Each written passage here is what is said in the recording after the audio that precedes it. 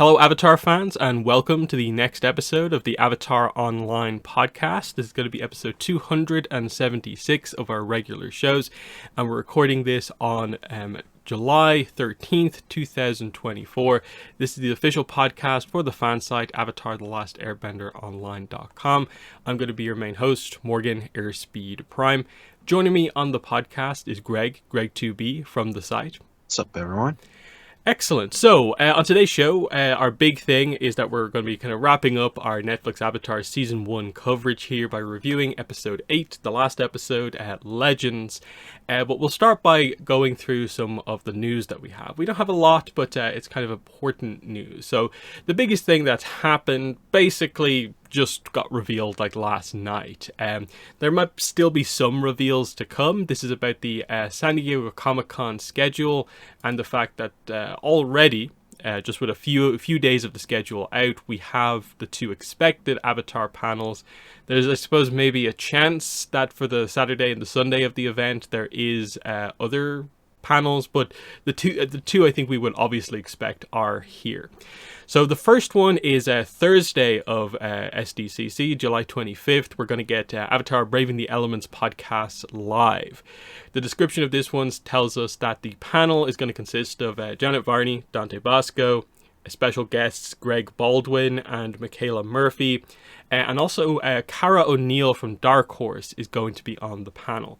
They say they're going to revisit scenes from the iconic animated series. They're going to talk about the latest and greatest happenings in the Avatarverse and put superfan trivia skills to the test. So, very general panel. Obviously, as potentially the main panel, no Mike O'Brien here, so likely maybe not too much potential for Avatar Studios news. But they've said stuff before, even not having Mike O'Brien, and given where we're at with Avatar Studios, that, okay, we have voice actors for the first project, at least a kind of working title for that movie. Are they just going to let this go by without saying anything? Like, if they're going to talk about the latest and greatest stuff in the Avatarverse, what are we going to talk about here is the real question. So what are your thoughts on this? Another podcast panel, will it be anything special this time out? It's a good question. I mean, I don't know, even though they have announced some things in the past, I don't think that they would do it at this point in time unless they're really, trying to tease something a little bit extra early, but it doesn't feel like they really want to do that these days. I would think it would be something else or a different form of media that they might let loose that something's going to come sooner rather than anything with like the official Avatar Studio stuff. But, you could never know, and they are always a fun, sort of event to go to, regardless if you're already at the convention. Yeah, so I don't think there's too much potential for news. Maybe a small little thing like, we were probably expecting very early basic news about like a series. So like I could see them maybe mention that they're also working on the first series and just saying something very vague about that. They might confirm Dante is in fact voicing Zuko in the movie, because that's not like officially announced yet, even though I think we all know it is the case, but they haven't done it yet. But I think the big question that I had, and I think other people had when this was announced, is like, why is Cara O'Neill on this panel? Because we're going to get to it in a second. There is a publishing panel as well. It's not that there's no publishing panel this time out, so they're moving the publishing announcements into this panel. No, Cara O'Neill is the moderator on the publishing panel as well, but she's also here. So is this just that, okay, no Avatar Studios stuff, so the latest and greatest stuff is the publishing, and that's what we're going to do here? The only thing I could potentially think of is that they do have the Iroh actor here, so are they going to do like some, reading out some text from the like Bounty Hunter and the Tea Brewer, because it's Iroh focused? But that book's not out until a month after the panel, because it's been like recently delayed again. I don't know where we really stand on a lot of that stuff. But what would be your thoughts on Cara O'Neill being on this panel? The Dark Horse angle is interesting. I mean, I wouldn't be surprised if they do announce something from that sort of end here, even if it is, they do have their own sort of panel earlier. But I don't know, the idea of the reading, that sounds like, I mean, even if it is a little bit until the book comes out and, with the recent delays, I mean, I wouldn't be surprised if a lot of this stuff was, figured out and discussed way before any of the most recent sort of, delays or anything like that happen. And regardless, I could still see them doing like some reading from the book, even if it's not actually out. That would be sort of the typical con exclusive that they would go for in this sort of case, and that would, make it a bit more interesting to go to for those who are able to attend and get a little early sneak preview on the actual book. So that might be cool to look forward to if you're going there, or for any of us to hear about happening at home. Mhm. Yeah, I'd like to maybe hope that they are doing something where like they're maybe moving the kind of announcements into this panel.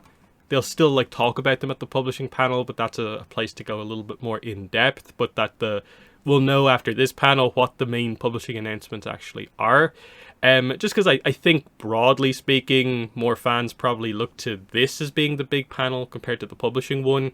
Even though I suppose hardcore fans probably know that actually the publishing panels where more of the info is probably going to come from.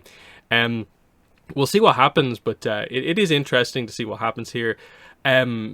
Notably, at SDCC last year, it was very badly like reported on. I'm not sure what really happened, just in the sense that did not many fans attend, but there were a lot of the official stuff very slow to kind of come out, and we didn't really have any reports. So hopefully it'll be a bit better this time out. But the other panel here is the standard Avatar Legacy panel, Water, Earth, Fire, Air, continuing the Avatar Legacy. They're saying it's going to be Abrams Books, Dark Horse Comics, Nickelodeon, Webtoon, and Magpie Games. So we have on the panel here FCE, Randy Rabai, Anne Hetzel, who is editor at Abrams Books.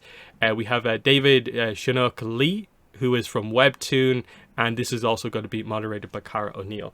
So a very novel-focused panel here, with 3 of the 5 people there being related to the novels, and the other person being Webtoon, which is kind of interesting, and then a Dark Horse representative in Cara O'Neill. So no Magpie stuff here, but they're probably in the kind of worst timing to maybe make an announcement here at this thing. So it will be interesting to see what happens here. This will be 3 days after the release of Reckoning of Roku. So typically the way that works is that like they actually are not probably going to talk too much about it. They'll mention it, of course, Yeah. but they're not going to spoil the book. They're not going to talk about details of the book.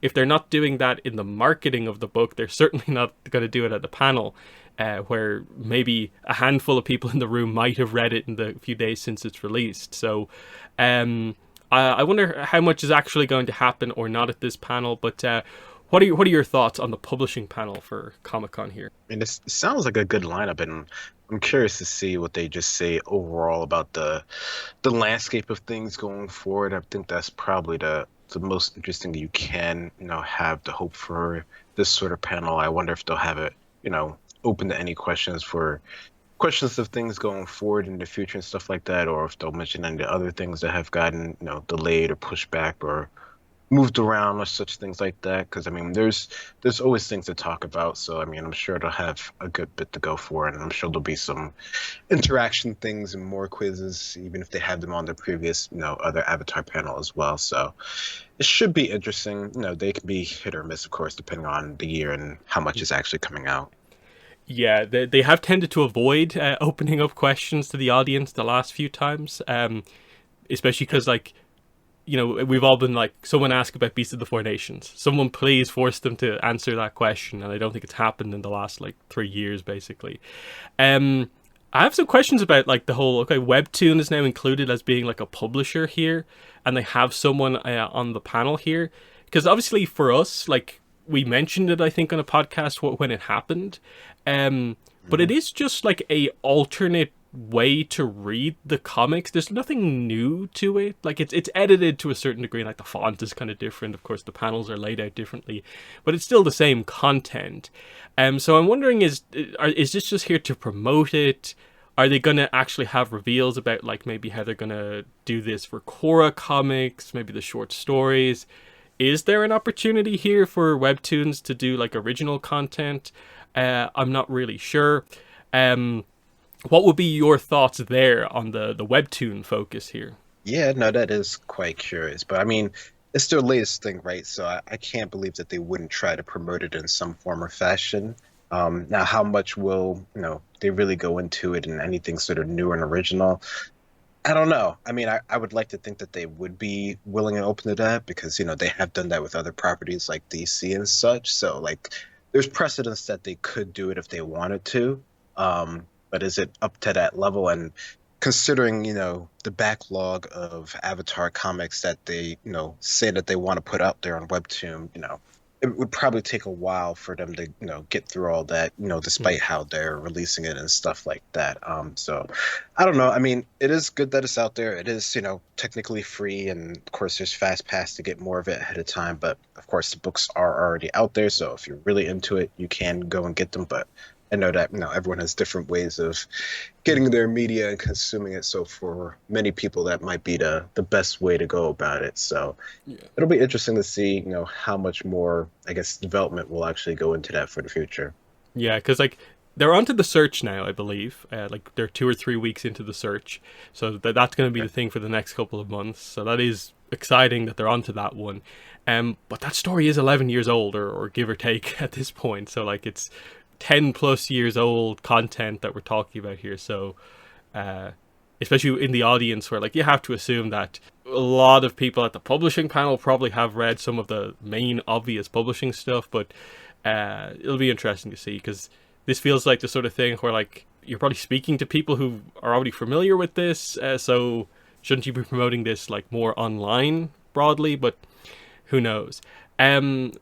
So yeah, the novel stuff in terms of news, the main thing I'd be hoping for here is that they do confirm that Randy Rabai is on board for the next book, and potentially confirming that it is for sure Roku Book 2.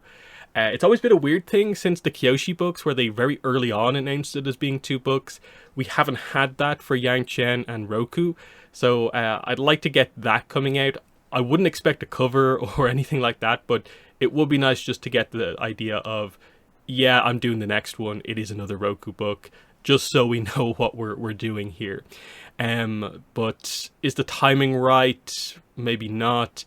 At the very least, I'd be assuming that New York Comic Con, they'd be ready to confirm that. But any thoughts on that? Do you think they might drop that info here? I don't know. Like you're saying, they tend to be very hesitant about that recently. So I don't know. I personally wouldn't be surprised unless, they open it up for questions or something like that, that they would actually go forward with saying anything on that per se. I mean, from what we can tell, it seems like he's really into it, and I don't know. I have little doubt that it won't be like a good book and that it'll be received pretty well. So I could see them, wanting to, talk about it in the future and stuff like that. So I really do hope they announce it pretty soon. If not here, like you're saying, at the next Comic-Con. But I know I mean, I could see them waiting until like next time to actually really confirm it once, more of the book, assuming it hasn't already been starting to be written, has been more, flushed out.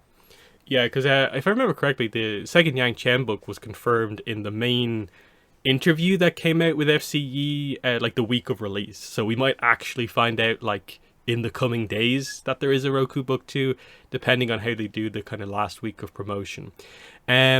Which then leaves Dark Horse, who I think most people are in a situation going into this panel with Dark Horse of like, you've had a disaster of a year, communication delays, it's been all over the place. You kind of need to clarify some stuff and announce some stuff here. They don't have any of the creators here, but the moderator is Cara O'Neill, so you have the right person to talk about Dark Horse stuff. They usually don't tend to overly hype up books that like are soon to be out, because technically they've already done like basically two or three Comic Cons where they've mentioned the Bounty Hunter and the Tea Brewer. So we would be expecting them to announce like what the next one of those books is from that team. It'd be the 6th Avatar one shot, so the end of the second trilogy. That team should be on board with this, because like we know the Bounty Hunter and the Tea Brewer has been done for like months overall. So that is an announcement that probably should happen here. And it would sort of line up with, I think they did the announcement at a certain point like this last year or the year before. No idea what character it will be, because I think the Iroh June comic just completely threw out any sort of sense of what it possibly could be. Um, but where would you be at just on the Avatar ATLA comic side of things? Do you think they'll announce the next one shot or anything? I don't know. I don't know. With the person, with not having anyone on the real creative side of it, I would be almost hesitant to say that they would say anything with it because it doesn't really feel like that's their focus at this particular legacy panel here for Avatar. So I don't know. I don't think I would be surprised if they don't mention it at all. I mean, I could see them, mention, of course, Iroh and the T-Brew and everything like that, just because it's coming out. It will be out eventually, even if it has been there for quite a while. But yeah, I don't know. I would think maybe the next convention they would actually announce something, along the lines of what's actually next. Mm. Yeah, the problem that they have is, of course, that the other thing, the Korra comic, didn't get a date. They finally talked about it at the last con, so New York Comic Con last year. We got the cover, we got the name, Mystery of Penchan Island, or however you pronounce it. We saw preview pages, so they did the same thing they did with a lot of the other books, but heavily delayed. Like, we realistically, at this point, should have had both of those books. Now, the Bounty Hunter T-Brewer is about to come out. We're a few weeks away. But the Korra comic is undated still. They've not solicited it. We don't know what the official description of the book is. There's no date or sense of a date. There's the slight chance it makes it in at the end of the year, but it's looking more and more likely it's going to be delayed into at least early next year, depending on just how significant the delays are. They have to say something about it here. Like, I think they should give an update on it, but they do seem to just be okay sometimes with just not communicating. So I suppose the question really comes down to it, like, are Dark Horse, do they just not have anything to say here? Because if they don't, I think that's a really bad look for them, as they've historically been the main Avatar publisher. For them to have such a weak year this far into Avatar Studios, they really should be updating on that in terms of a rough idea of the date. But if they don't have a date, they don't have a date, and I'm not sure what else they're going to do to talk about it. So I do think the other ATLA comic is probably the only real big announcement I'd be expecting. Beast of the Four Nations is always there in the background. They could finally decide to talk about it, because as much as I'm critical of Dark Horse, like, I can't believe that they will just try and, like, basically shove it under the rug that, like, people have this collection that's going to be forever incomplete, given how expensive it was. But they should talk about it because it's been so long. So I suppose the question here is, what are Dark Horse overall going to talk about? Will they give a Korra update? Do they have anything on the hardcovers? Sure, they have the Team Avatar Treasury, but they don't mention reprints of these things that often. But what are your thoughts? Yeah, I wonder. I really do. I mean, I don't know. I mean, you would hope that they would do something, I guess maybe like, damage control or something like that, but that's not really how they go about things as far as we've seen historically with them. So I don't know. I mean, Avatar would be the best way, for them to start having things going and, talk about how it's like going to be a collection and how it's going to be a set and, possible ways that's going to be in like a set for people to get into the future. Stuff like that would be the best case that I would hope for there. But I don't know.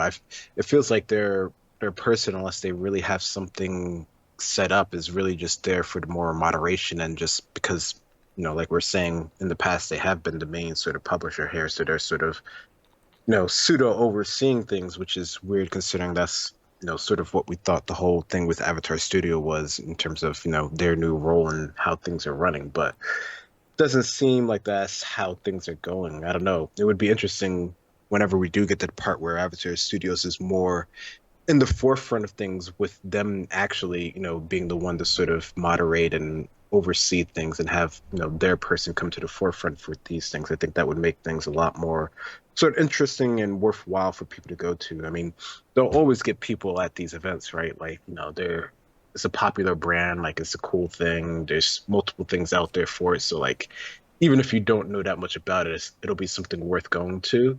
Um, but it does seem to sort of wane a little bit over time depending on the year. Mm.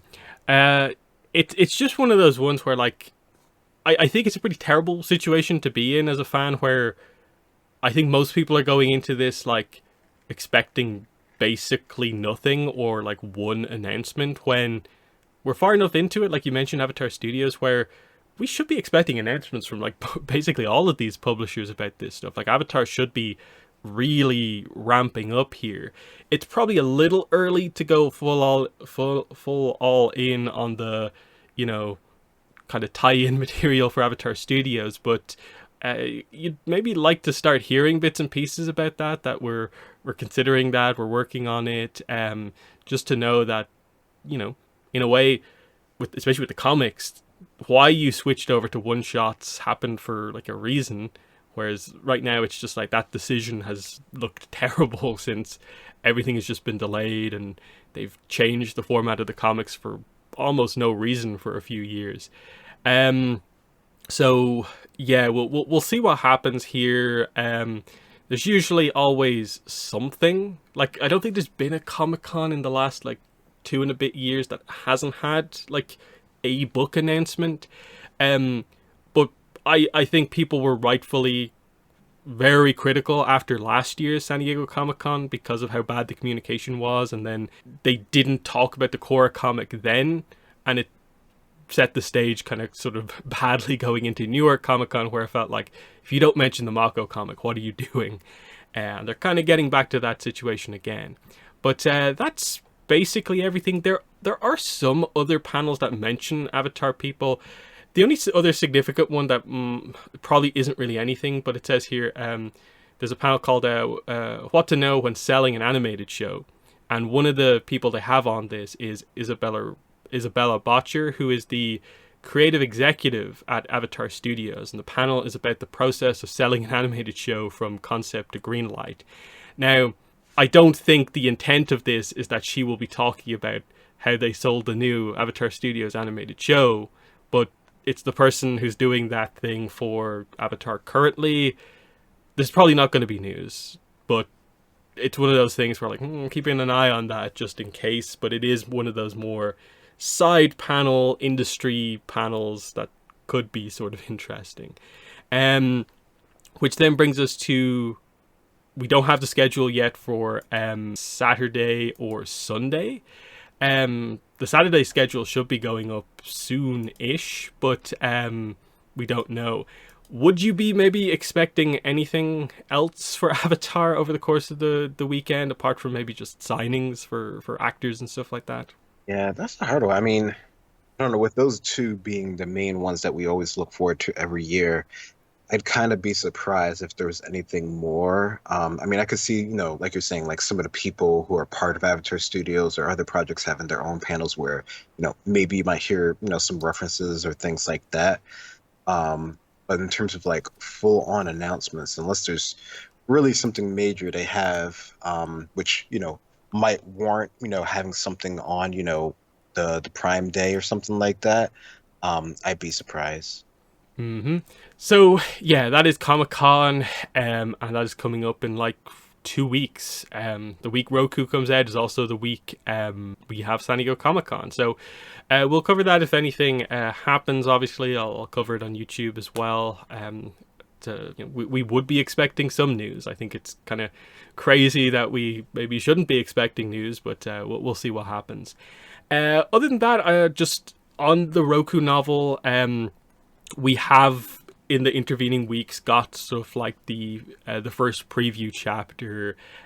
We've since had like the Amazon preview has gone up, and as usual the book has been sold early in some places, and if you've seen the other stuff on the channel, I've already started my coverage on the book, so I have read it already.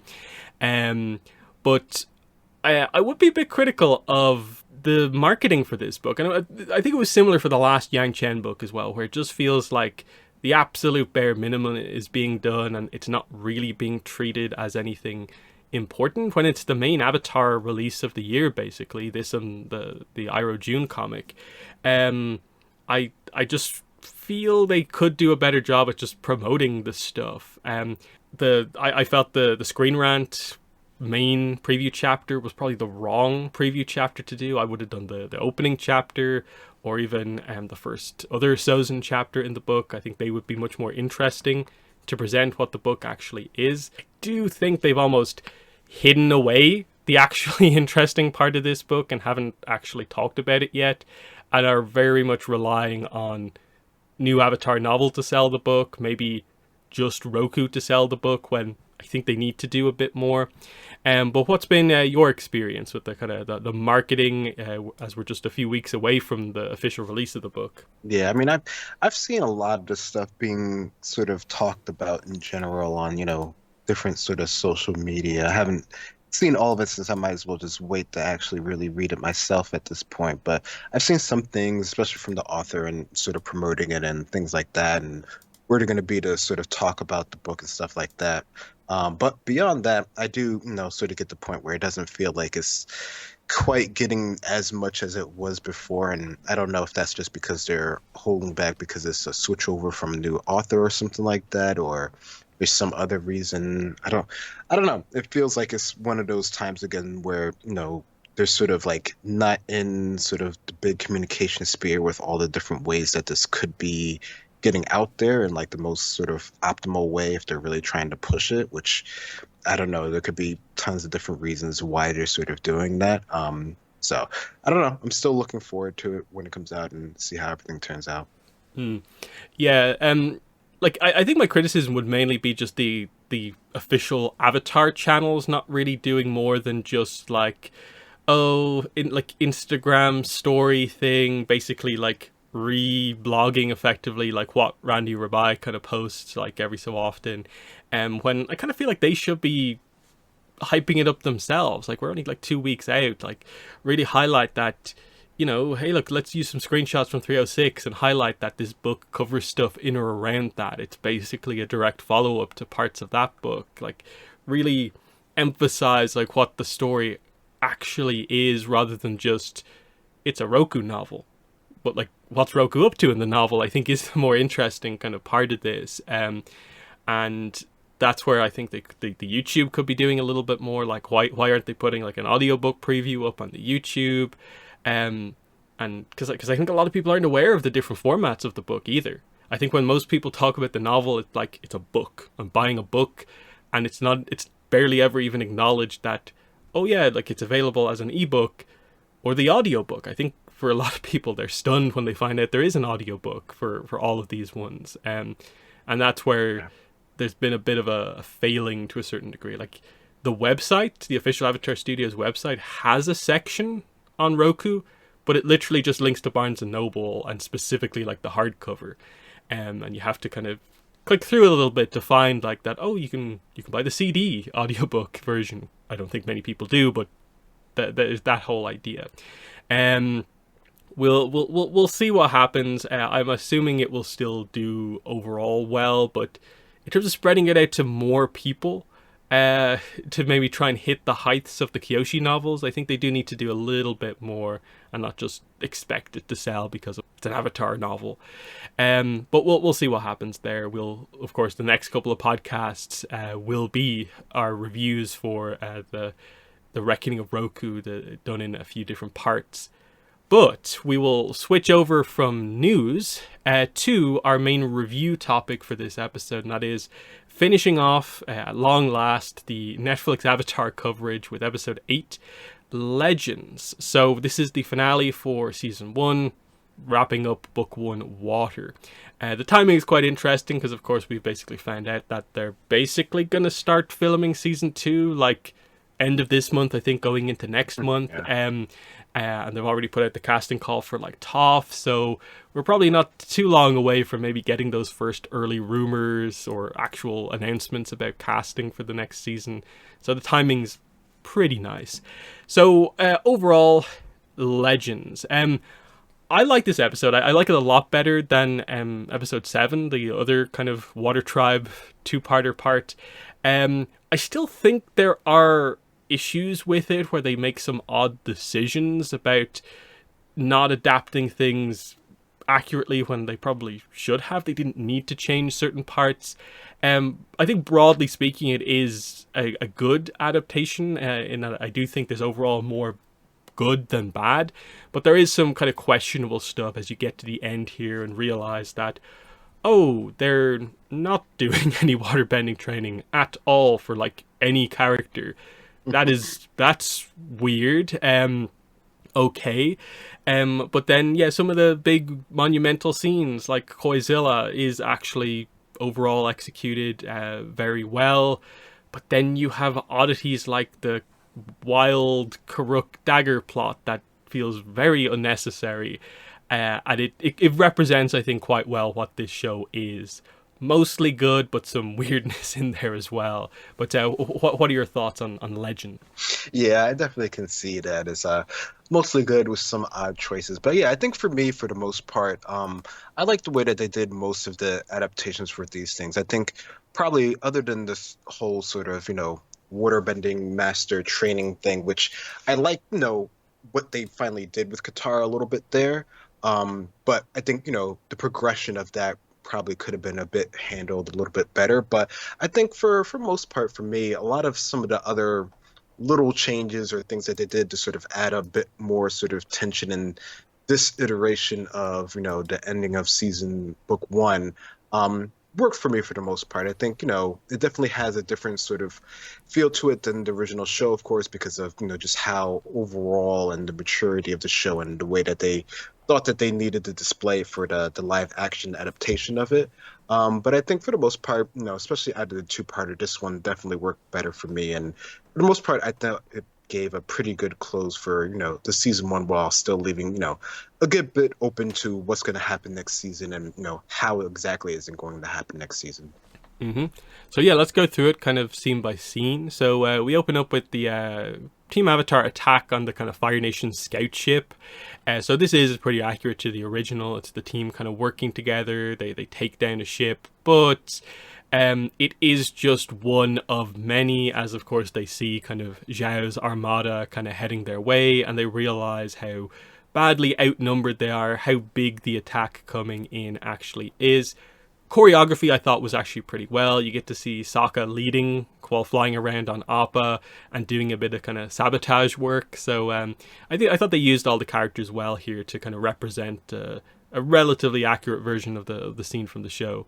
But what are your thoughts on the opening scene here? I agree with that. I like sort of, Sokka being, more in sort of the leadership role and, them actually seeing how to use it to the best advantage. But, in the end, they still, use it as sort of like a team sort of group sort of bonding event here, for the team and them actually working well together and getting to see their skills on display here. I thought that actually worked out pretty well. So, yeah, this was a pretty good sort of way of, adapting it here. Mm-hmm. Next scene is Zuko and Iroh. So this is Zuko making his way into the Northern Water Tribe on his dangerous stealth mission. Iroh's, of course, very worried about this, gives Zuko a variety of pieces of advice. Zuko does say, emotional moment, Liu Ten would have been proud to have you as a father, and they hug, and we end it with the idea of, like, Zuko, remember your breath of fire, it'll save your life. So, again, mostly accurate. I suppose they didn't do the thing that's there in the original where it's like, I basically Iroh saying like I consider you like a son. It's obviously like implied in what we get here, but they leave out directly saying that line, which is somewhat interesting. But again, mostly pretty good, accurate here. But what are your thoughts on this first Zuko Iroh scene? Yeah, no, I mean, it's accurate enough. I mean, I don't think it has to be 1-to-1, and I think the fact that we got the Liu Ten sort of flashback, which we didn't know about in sort of the original series, I think that sort of applies, here in terms of, how close their relationship is with together here. So I thought that still worked rather well here, even if they, they changed around the order of how things happen. I think that was well enough for what they were doing here, and not knowing the original one, I think it would work perfectly fine as is. Mm-hmm. So we get the kind of Team Avatar report scene after this. They report back to like Arnuk and Paku. Taking out the fleet is going to be impossible, so they're going to have to make more of a defensive stand at Agna Kel'a and hope to kind of defend off the attack. Chances are still very low, and we see also Katara heading off. She has a plan to kind of even the odds here. So this is more of a kind of transition scene just to kind of move the plot around a little bit, set up some stuff, but you know, it's fine. Nothing too much to say about it. Do you have any thoughts? I think it's a good little scene here, just in terms of getting, a confirmation of what's sort of actually happening in sort of the grander scheme. It's something that you normally would sort of skip over, but they're actually getting, sort of like a report back, and they're actually, seeing how they're going to actually react to things. Mm-hmm. Next, we have Iroh questioning Zhao's strategy here. Zhao reveals that he has a war balloon, which of course he got from Omashu, and so they're going to head in by air to kind of get over the wall of Agna Kel'a as the battle goes on. And so Zhao obviously has a further plan that's kind of teased a little bit here, but he doesn't say it in full. And so the attack pretty much begins at this point, but Zhao has like a secret strategy that we don't know about just yet. So bringing the war balloon in here, I think, is pretty kind of clever to highlight that, oh yeah, this is how they get past the defense. This is a nice use of this in a slightly different way. So that's pretty clever. But what are your thoughts on this scene? Yeah, it's been interesting to see how they use Zhao in this sort of version of it, and how he's very sort of like coy in how he's planning about going things. He's not trying to give it away. So I agree that is a very sort of, I guess different and unique way to sort of bring this sort of element earlier into things, even though we can sort of see how it's going to be. And of course, if you know the original one, you have a better grasp of what sort of actually going to come out of all of this. But yeah, it's interesting to see him and Iroh go back and forth over like, what are you doing? How is this going to work? This isn't going to work this way. But he sort of knows in the end. Mm-hmm. Next up, we see Aang and the waterbenders taking out incoming fireballs. Katara goes to Paku and demands that he listen to her. And basically, she's like, let me fight. Let the other women of the tribe fight. Yagoda even kind of steps in here and kind of agrees with this of like, finally, Paku, see sense, use us, as in like it's a waste that you have so many female waterbenders that you refuse to use here. And Paku kind of reluctantly is forced to, use the resources at his disposal here.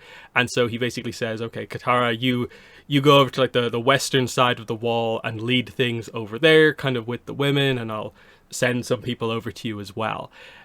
So this is basically meant to be our replacement for the arc Paku was meant to have in like the previous episode, where like he changes his perceptions on things when he sees the betrothal necklace, and because they've removed the Kana connection, it's fine, but I do think they have taken out like a key like important character kind of core from Paku by taking that bit away. And so just him being weird about like he won't use other waterbenders even though there's a battle for the tribe here, and is pretty much only forced through like basic logic to turn things around, rather than being, I think, a proper moment of character growth. They save it to a certain degree with the scene towards the end of the episode, but it being in the middle of the action here, it's just like, well, obviously, like you have to go along with it here and use Katara, use the others.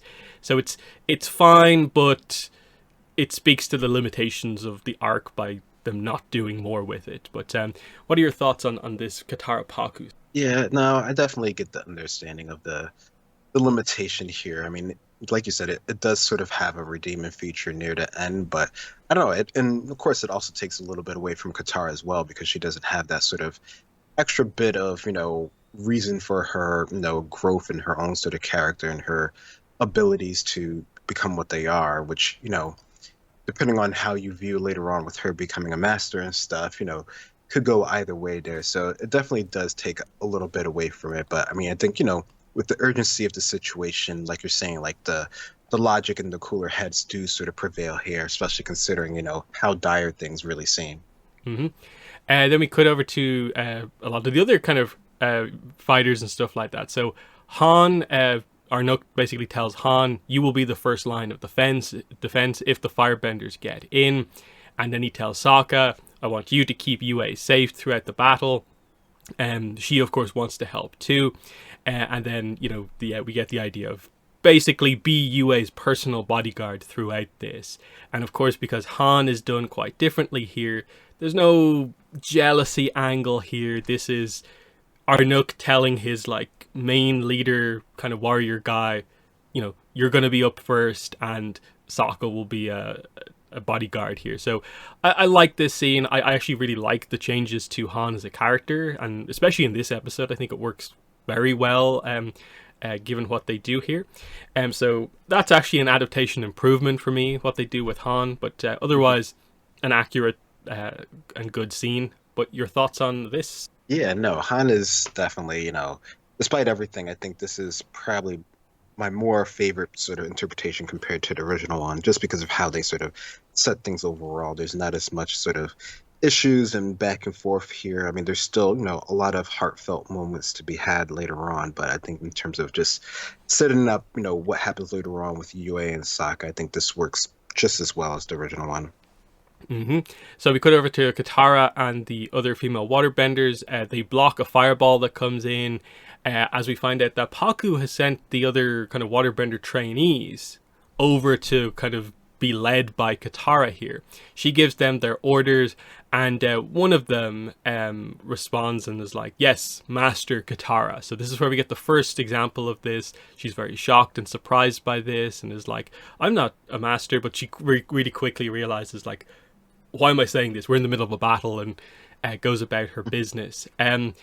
Obviously, this is a relatively maligned arc in terms of how they do the change. I think this is probably one of the most universally agreed upon like criticisms of the show is Katara's characterization kind of across the whole season, but specifically when it comes to why they made this decision here to have Katara undergo no actual training under a master, and to have two scenes that calls her a master, despite the low episode count of this show, the fact that Katara is not a focus in every single arc of the show. It's an odd choice, and I don't really know why they did it necessarily. To a certain degree, I maybe get that like they made a decision with Paku where like they didn't want to do specific arcs that kind of revolved around him, but it just leans into the show and its weird relationship with training characters, like full stop. I don't think this one's too much of a problem. I think it's more the Zuko scene later that's a bit like, no, don't say that line. No, you said that line. Oh no. But what are your thoughts on this scene of like Katara leading the female waterbenders and the trainees come? Yeah, no, I mean the leading in I think that's perfectly fine. Like, her focus has been, full on sort of combat waterbending and stuff like that. So like her leading it, I think is totally fine. Even if she might not be, necessarily the most experienced out of all the female waterbenders, right? But like she still has that general focus on her abilities, and out of the trainees, it makes sense that she probably would lead them. I mean, I think you can gather from that, her level. Debatable, of course, in this one feels like it's a bit higher than when she got there from like the original one. So if we're trying to compare, abilities without actually seeing any sort of the training, which is, a valid criticism, I can see why, she would be, on the upper tier of like, say low master or whatever. I think, the idea of calling yourself that and everything like that, that's where it definitely gets a little bit sort of like iffy in that regard. But I think considering the extremeness of the situation and just going with the flow of things, like that's totally fine with me. Her abilities seem to be up there, and she has skills, like she's able to do things that we necessarily wouldn't think a novice per se could do. So it doesn't bother me too much in terms of what we see in her abilities. I guess it's just sort of the framing around it and sort of how that came to be. Because, I mean, of course, there could have been training off screen and there could have been tons of things. They just, for whatever reason, choose not to tell us that. Yeah. And this is the thing, because, like, in the original episodes, like, like the entirety of 118 was based around the idea of we're getting started with training right now, and it's like Aang trains Katara behind Paku's back, but no training at all happens with any character. And so we ignore the time skip between episode 18 and 19, where is actually where like basically all of Katara's training happens. Like she's still within like the animated canon only has a small amount of training under a master basically. And it does happen between episodes, because I don't get the impression there's a giant jump between seasons, between book 1 and 2, even in the animation. It is mostly between these episodes here, as it takes time for the fleet to arrive. That's the time that we're dealing with here. They completely ignore that here and just highlight that Katara has got herself from like self-thought being able to just do a move to self-thought considered to be a master, whereas in the original it was more that when she arrived at the Northern Water Tribe, she was at the kind of like mid-level, but has a lot of recent battle experience, so comes across better than like she actually is. She probably has more experience than a lot of technically better benders around her, but then when she gets the training, she basically gets to the low master kind of level in a very small amount of time, even quicker than Aang does, and that's the point of the arc. But they just decide to do it differently here, to have two scenes where you surprise the audience by calling her a master already. But we'll get to the other scene. Next up, we have another kind of change here as we get more of the details of Zhao's plan. So the full moon is out. Iroh wants the attack paused. Zhao disagrees. He points out that this is actually the rare ice moon, a rare cosmic event where the barriers between worlds grow thin. He explains that the great sage, the great fire sage, helped him to find the solution. And he tells Zhao about the spirit oasis and how the waterbenders get their life from the ocean spirit and their bending from the moon spirit.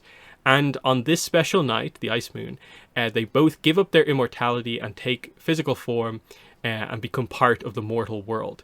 The sage gives Zhao Avatar Karuk's knife, and Iroh is of course appalled by this plan, at the idea that like Zhao is going after the spirits, trying to kill them here.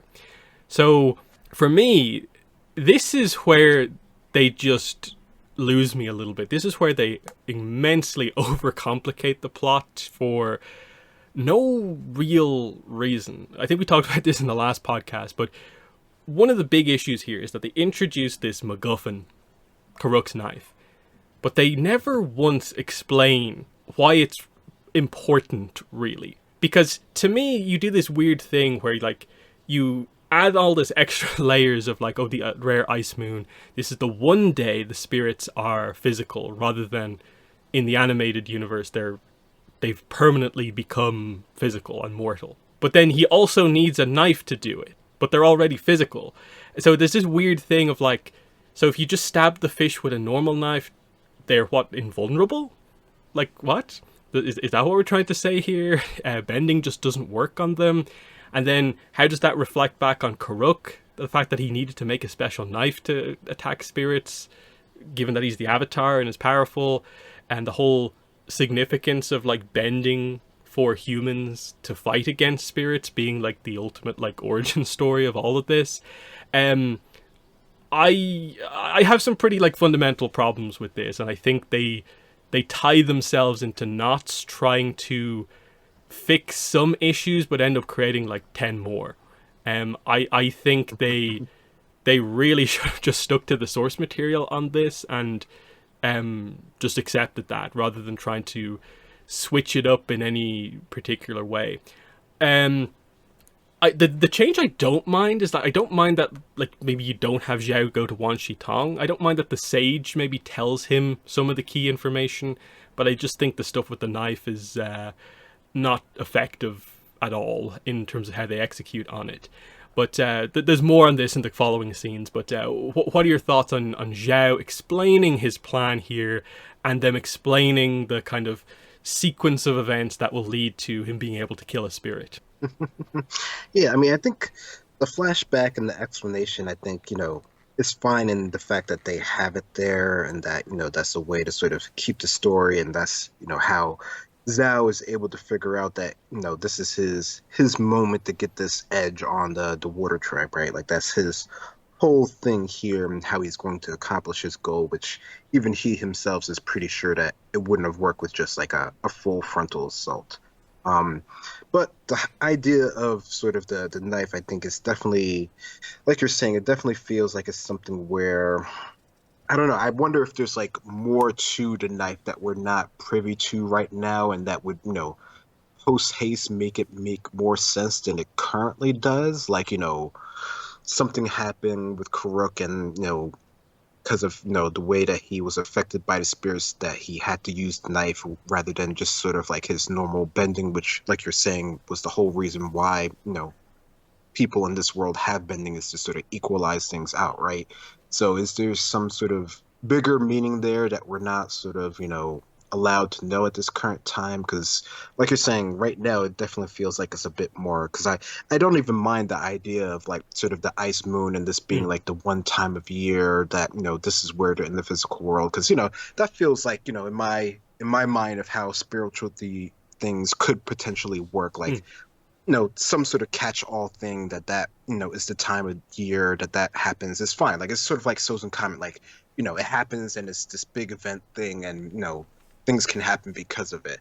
But the idea that they're already here and that you need another thing to do it, that does feel a bit sort of redundant, because they're here in this realm, so in theory they're alive and they're here and you can interact with them. So I don't know, maybe it was like, they only need the knife to sort of fully take them out of the picture. Like he could only like, sort of put them in the bag and hide them or whatever in this world. I don't know. There definitely feels like there's something else going there that is sort of making it a bit sort of more here. Or I don't know, maybe they just wanted a way to tell, Aang that, something's coming, and that was sort of the way that they could communicate that. I don't know. It definitely feels like there's just one layer a little bit too much for me personally, for this to make as good sense as it could.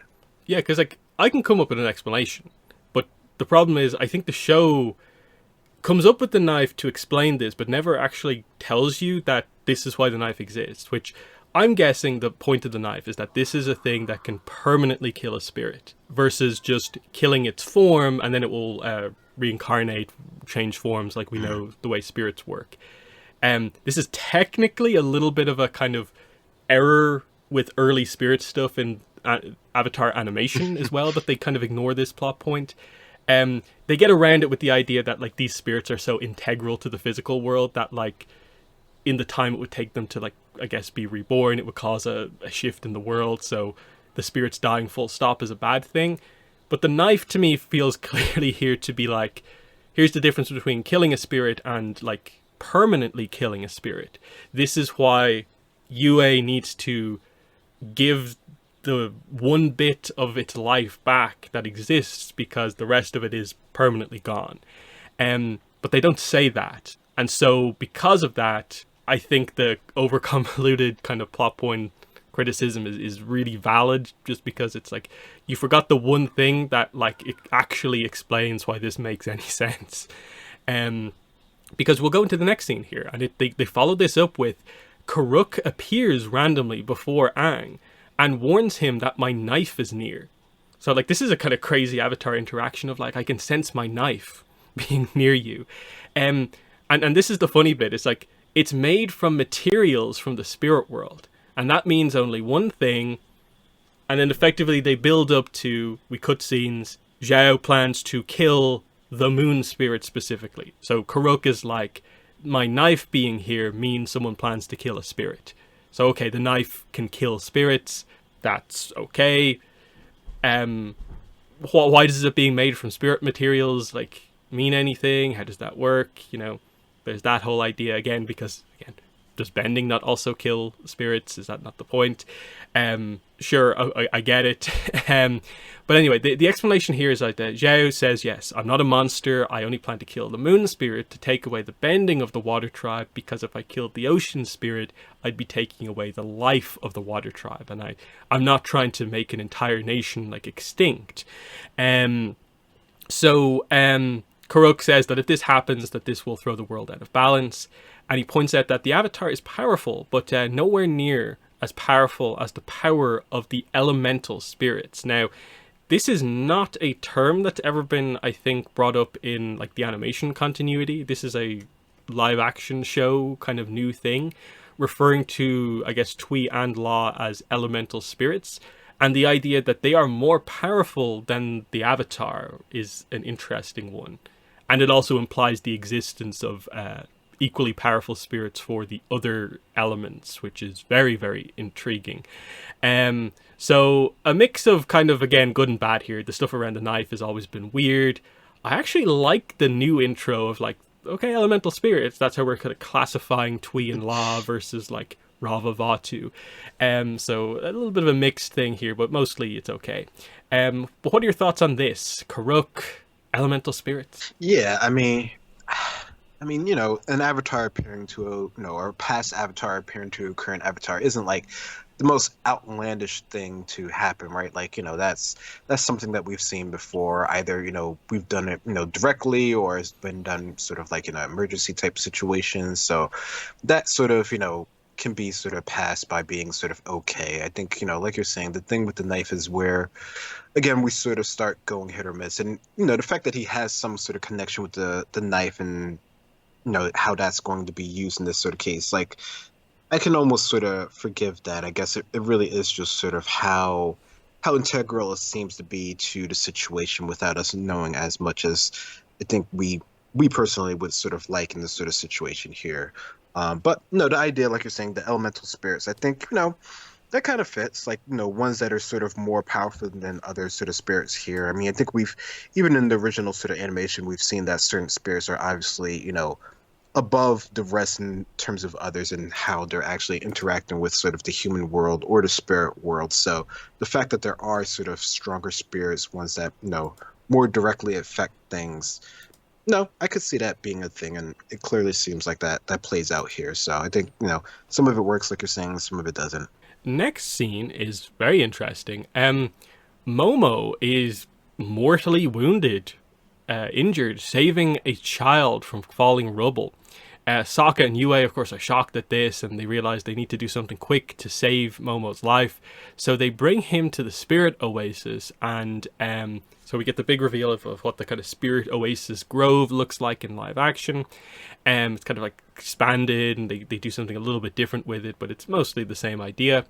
At the pond where Yue was healed in her past, she uses her waterbending to heal Momo.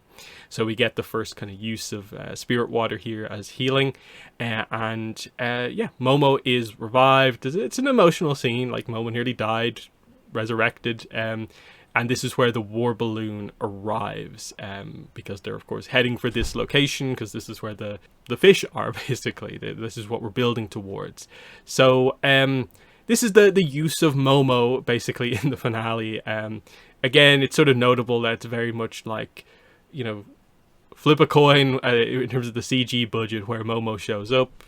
This is what they decided to do with. I think it is fine. Momo's not hugely like important to the plot of like the book one finale, but this is a nice enough thing of like, okay, this is the character we're gonna do the fake out death with, Momo.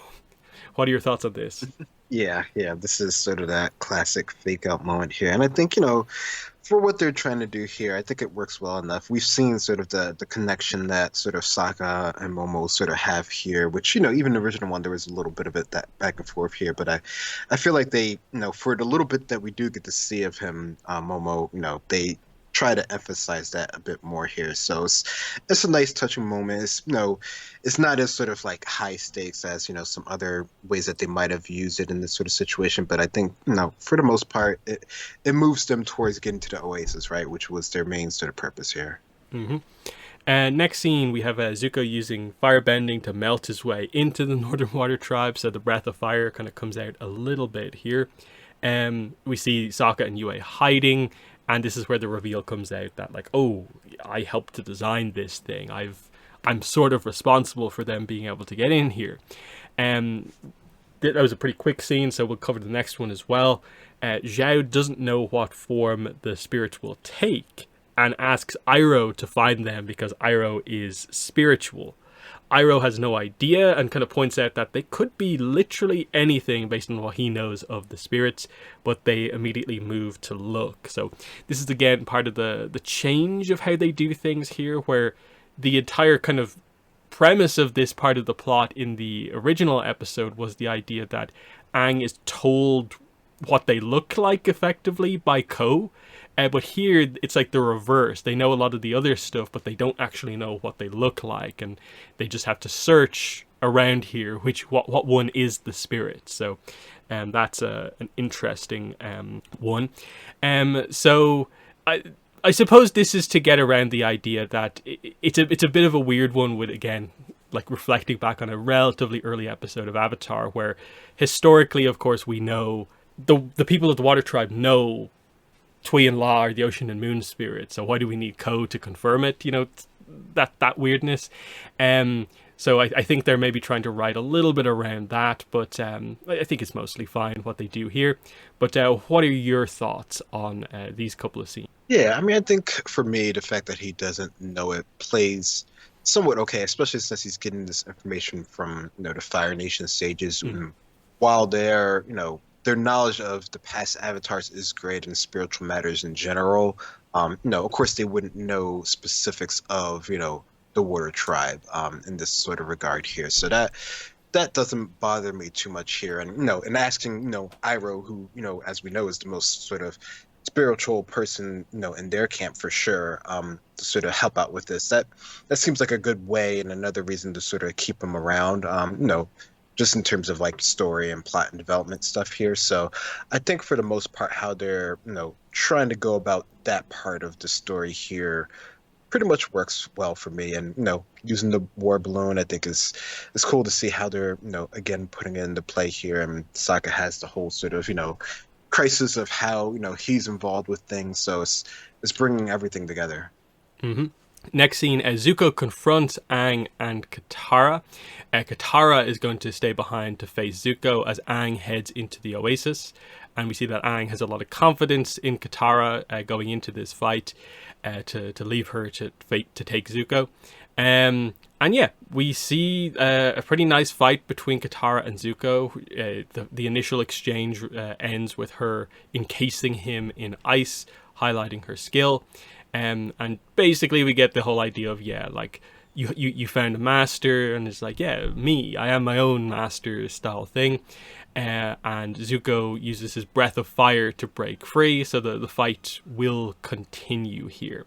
I would say mostly a good scene, apart from, once again, bringing up the whole, Katara doesn't need a master plot point, which I'm not the biggest fan of, but we've already mostly discussed it. But this is, I think, more of the scene where I'm like, okay, I see what you're trying to do, wording it in that way. You're trying to go for the, woo, go Katara, you don't need a master. But then it's like, I don't think that's a good, for like a hero character, I'm not sure that's the most positive thing to present, that like you should not learn from like skilled people type dynamic overall.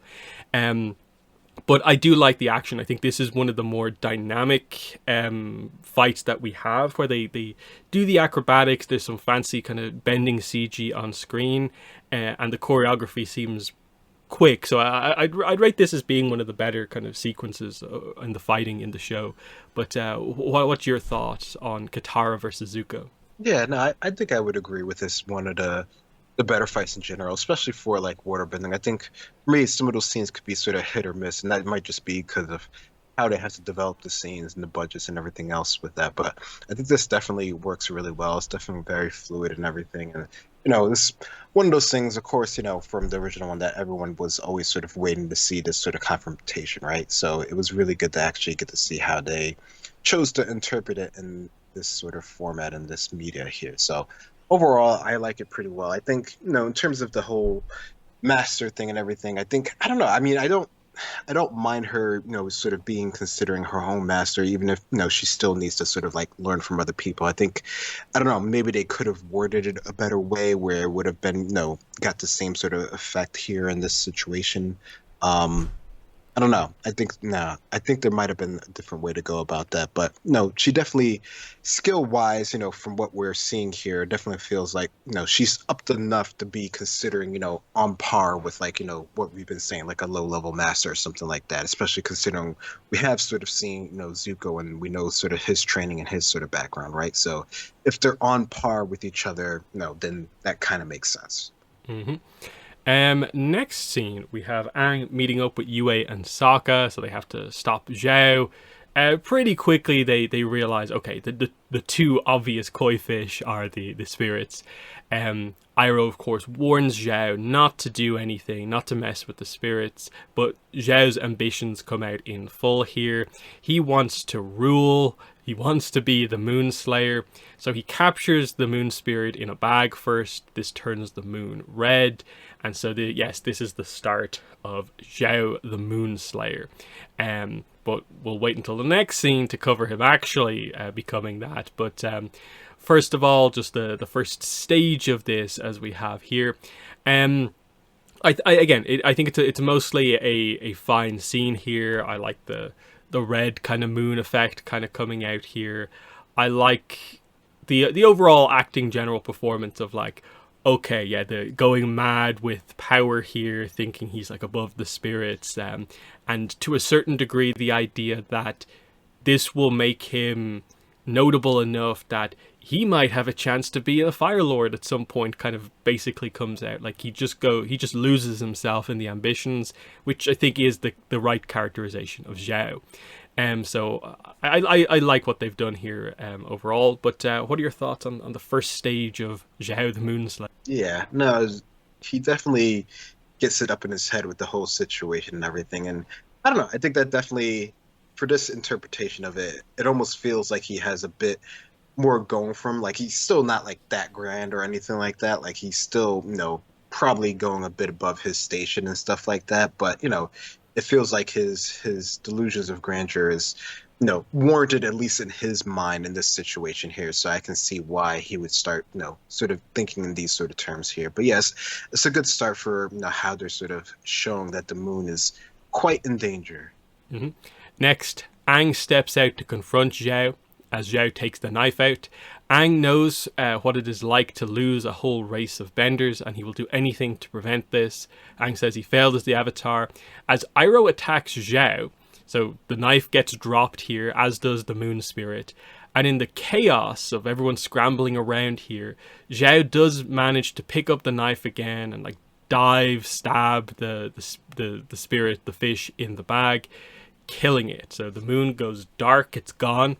The water bending is now gone, and basically the idea is because there's an ongoing attack here, the fall of water bending is going to lead to the fall of the water tribe here. So this is where the Fire Nation breach the walls and attack, and basically the setup immediately is like, okay, it's all on the non-bender fighters for the water tribe here to defend at this point. And this is the lowest point here. We've lost the moon spirit. It's pretty bad.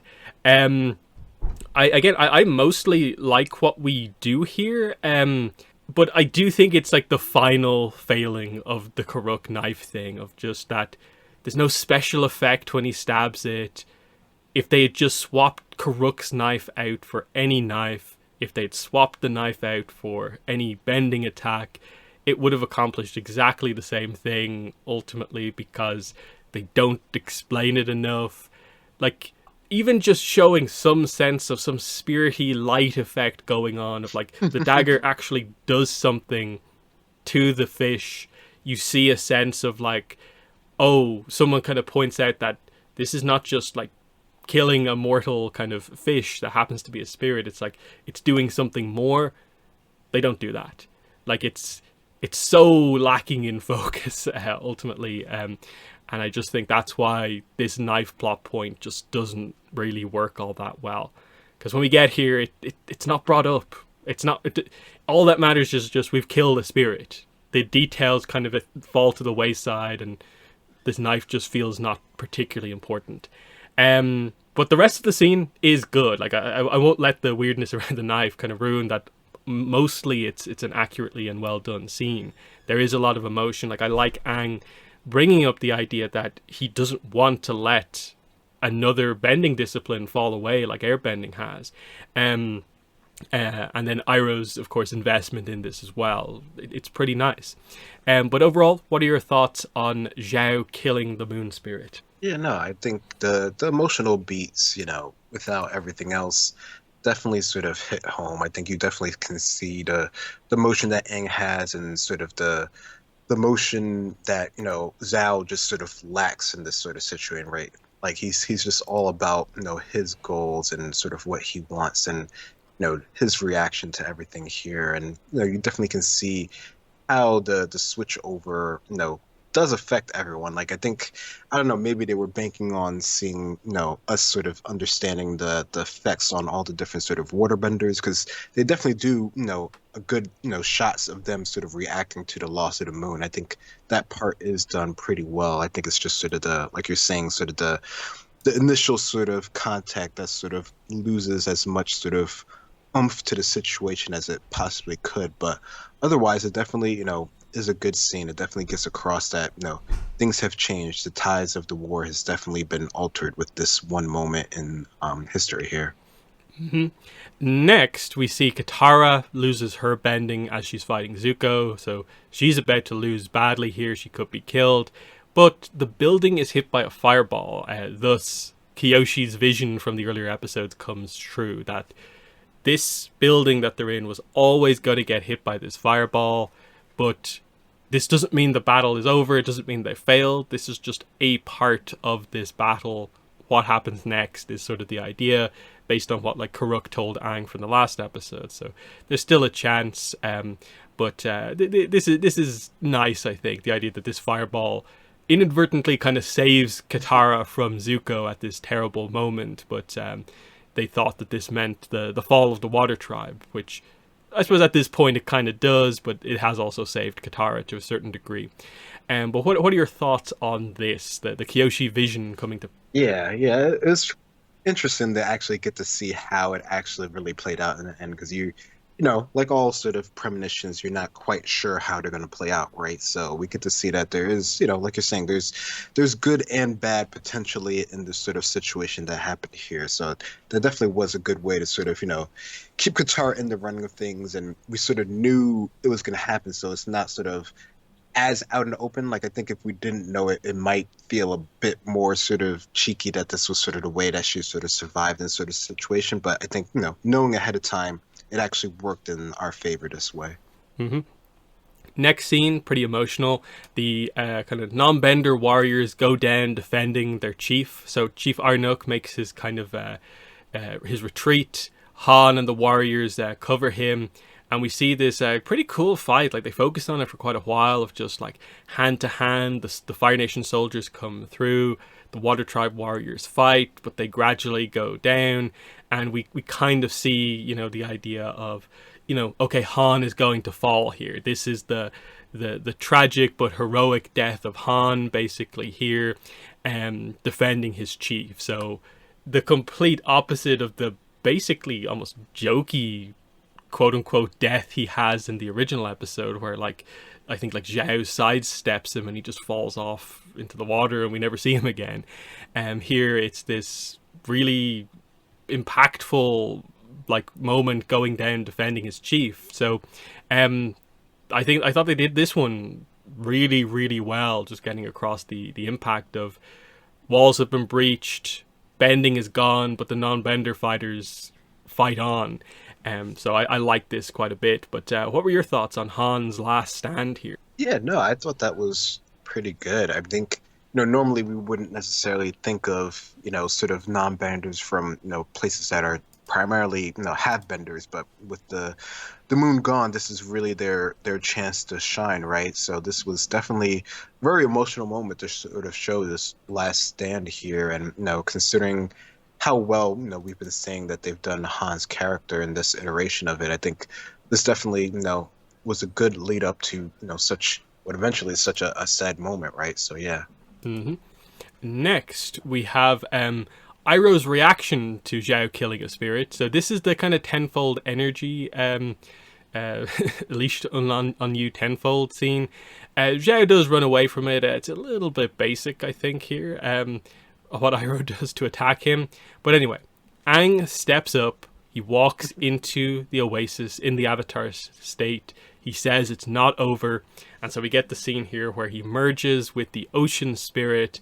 We get the formation, effectively, of Koizilla here. This beast of pure vengeance, pure wrath, basically. And interestingly, they begin to really lay it on quite thick here about this kind of thing that I suppose is there in the original, but they don't like highlight it as much here. But the idea that for Yue and Iroh as the two spiritual characters, they kind of know that Aang might not come back from this. That Aang allowing himself to kind of be controlled by an elemental spirit who is angry, he might not come out of this. This might be a kind of permanent kind of merger that's going on here, just because the ocean has lost its kind of partner spirit in the moon. So definitely an interesting plot point that they kind of bring up here. We see Iroh finding Zuko, and Zuko's of course terrified of Koizilla, has no idea what it is. And yeah, Koizilla takes the fight to the Fire Nation, as of course Katara spots that Aang is inside this combined beast here and is very worried. So a lot of the setup for what we're about to do happens here. But I think this is mostly pretty accurate. Only criticisms I have here is just Iroh's attack on Zhao and his men feels kind of weak, considering that this is like his first major showcase as a fighter in like the original. I think even in the last Airbender movie, this was like his big showcase that he can bend on his own. He doesn't need a source of fire in the M. Night Shyamalan movie, which I thought was a cool showcase. So this is kind of the three versions of this scene, oddly the weakest here. It's just a relatively basic attack, and Zhao runs off. Otherwise, I like the formation of Koizilla. We can, I suppose, discuss as we go on. Is this plot point about like Aang might not come back from this? Is it a bit overdone or not? I go back and forth on if I do or don't like it, but the right characters allude to it at the very least overall here.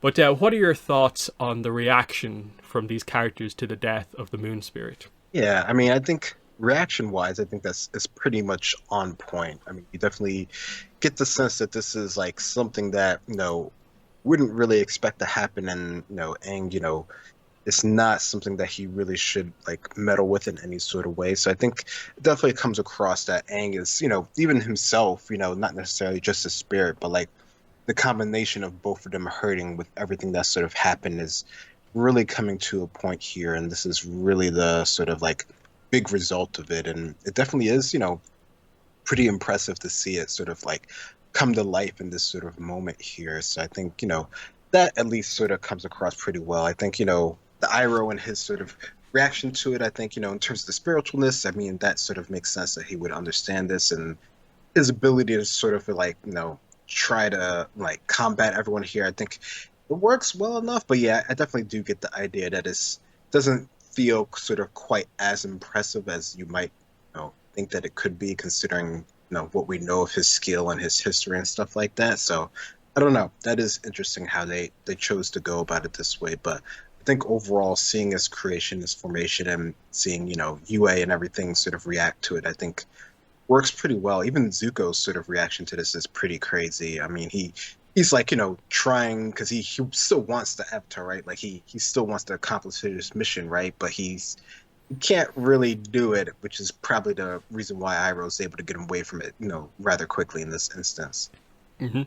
Next scene, as Iroh and Zuko make their escape, Zuko spots Zhao and basically wants revenge for blowing him up and everything else. Like, you took everything away from me.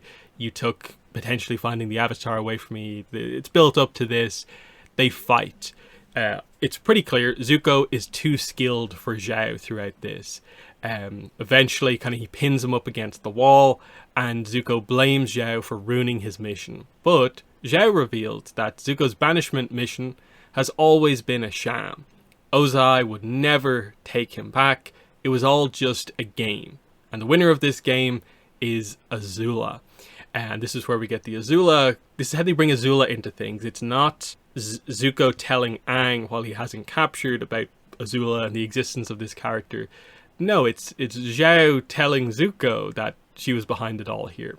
So yeah, Zuko was just used as a motivation to make Azula stronger and better. He reveals that it was Azula supporting him the entire time.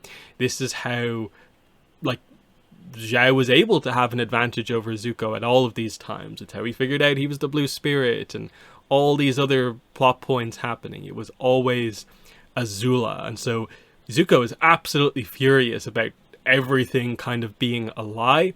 And just the idea that, okay, one, Ozai doesn't actually want him back, but that Ozai is using this as fuel to make Azula better, and that Azula is actively working against him kind of ever coming home as well. It's just a massive, life-changing turn of things.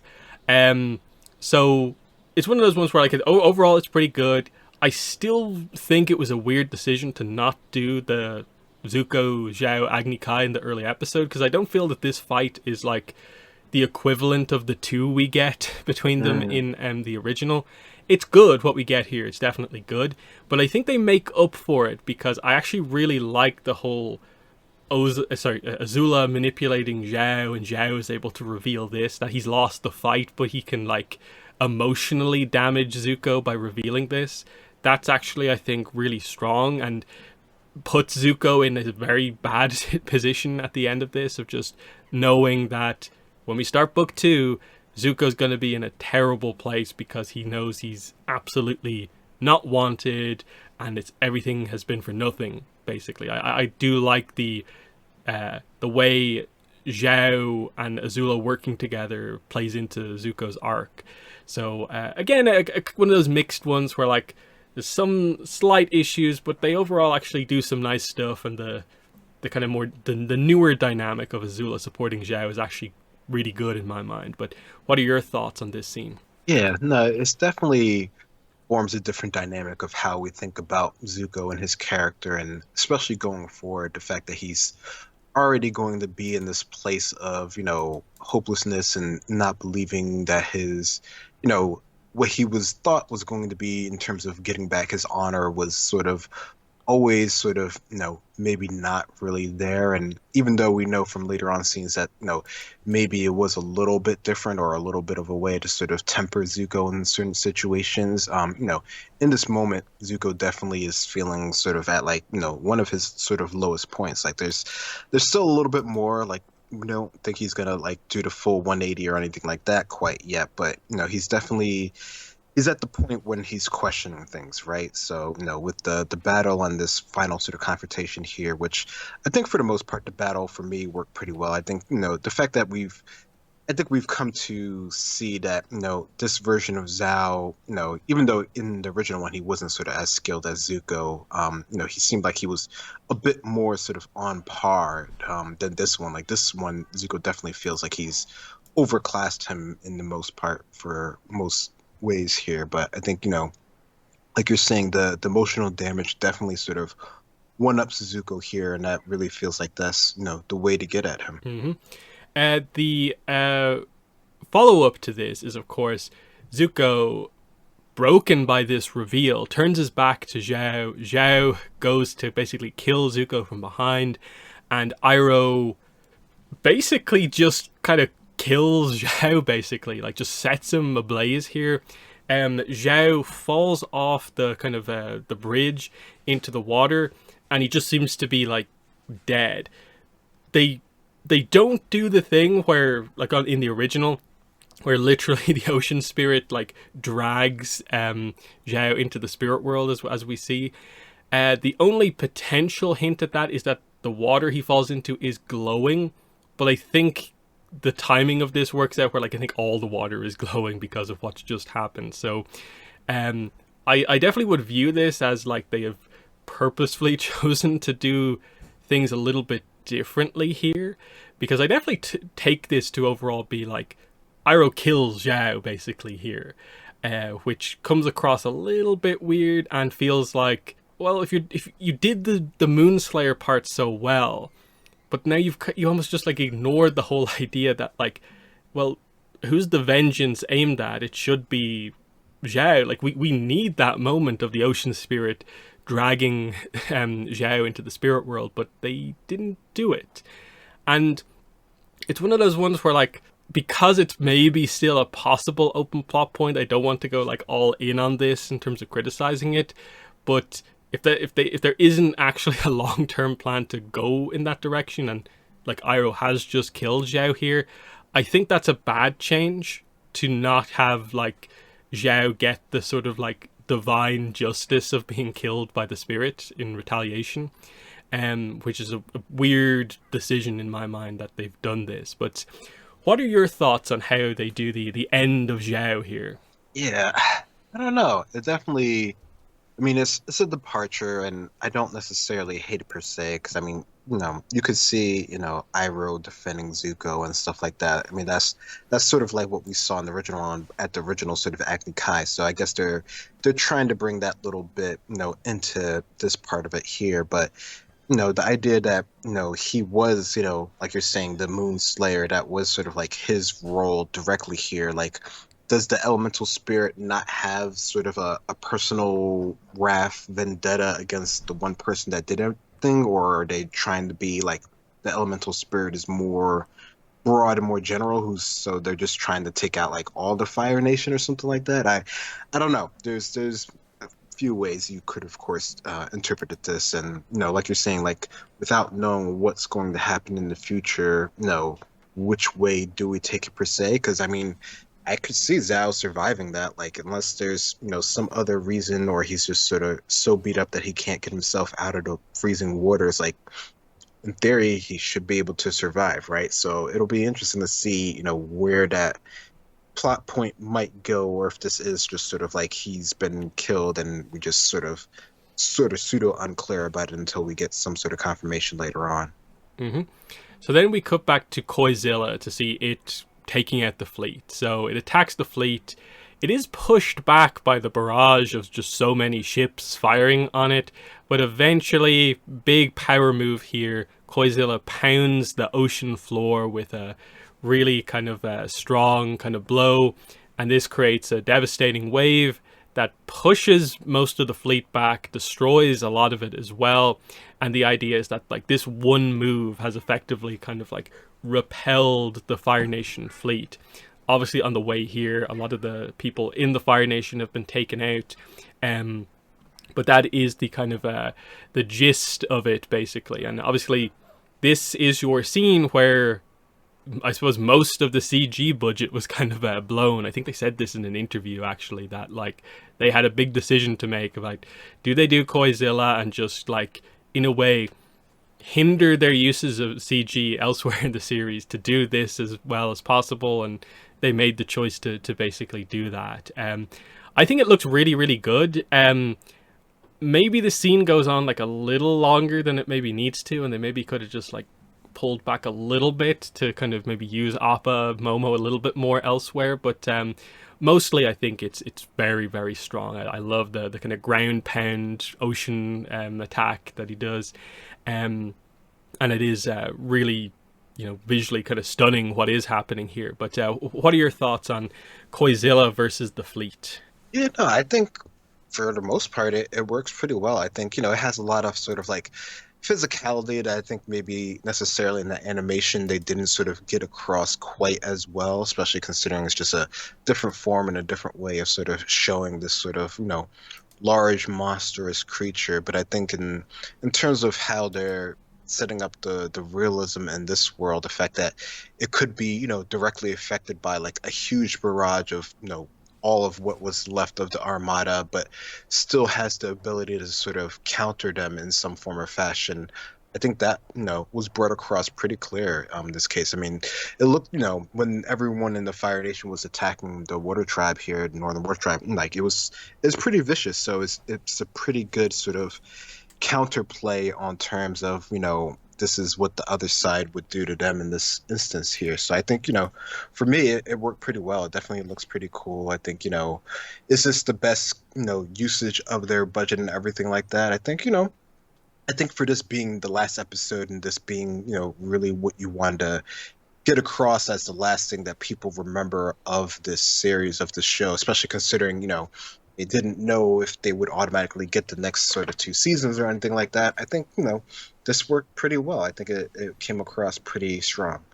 Mm-hmm. Katara tries to speak to Aang kind of through the ocean spirit, saying that, the fight is over, like you can stop now. But we kind of cut to Yue explaining to Sokka that the anger of the ocean spirit will never cease. It will look forever for its partner while remaining merged with Aang, with the Avatar. So Aang might never kind of come back from this, because what will sate the rage of the ocean spirit? This is where Yue realizes that there is a way to fix this. So she acts immediately. She kisses Sokka, but then water bends him to the ground. She steps into the oasis, explaining that she will now give back the life force that she was given when she was born, given what happened to her. And she explains that the ocean and moon spirit take physical form for a night because they want to know what it is to be alive, and we're just about to get Yue's sacrifice here. But this is the build up to that here overall.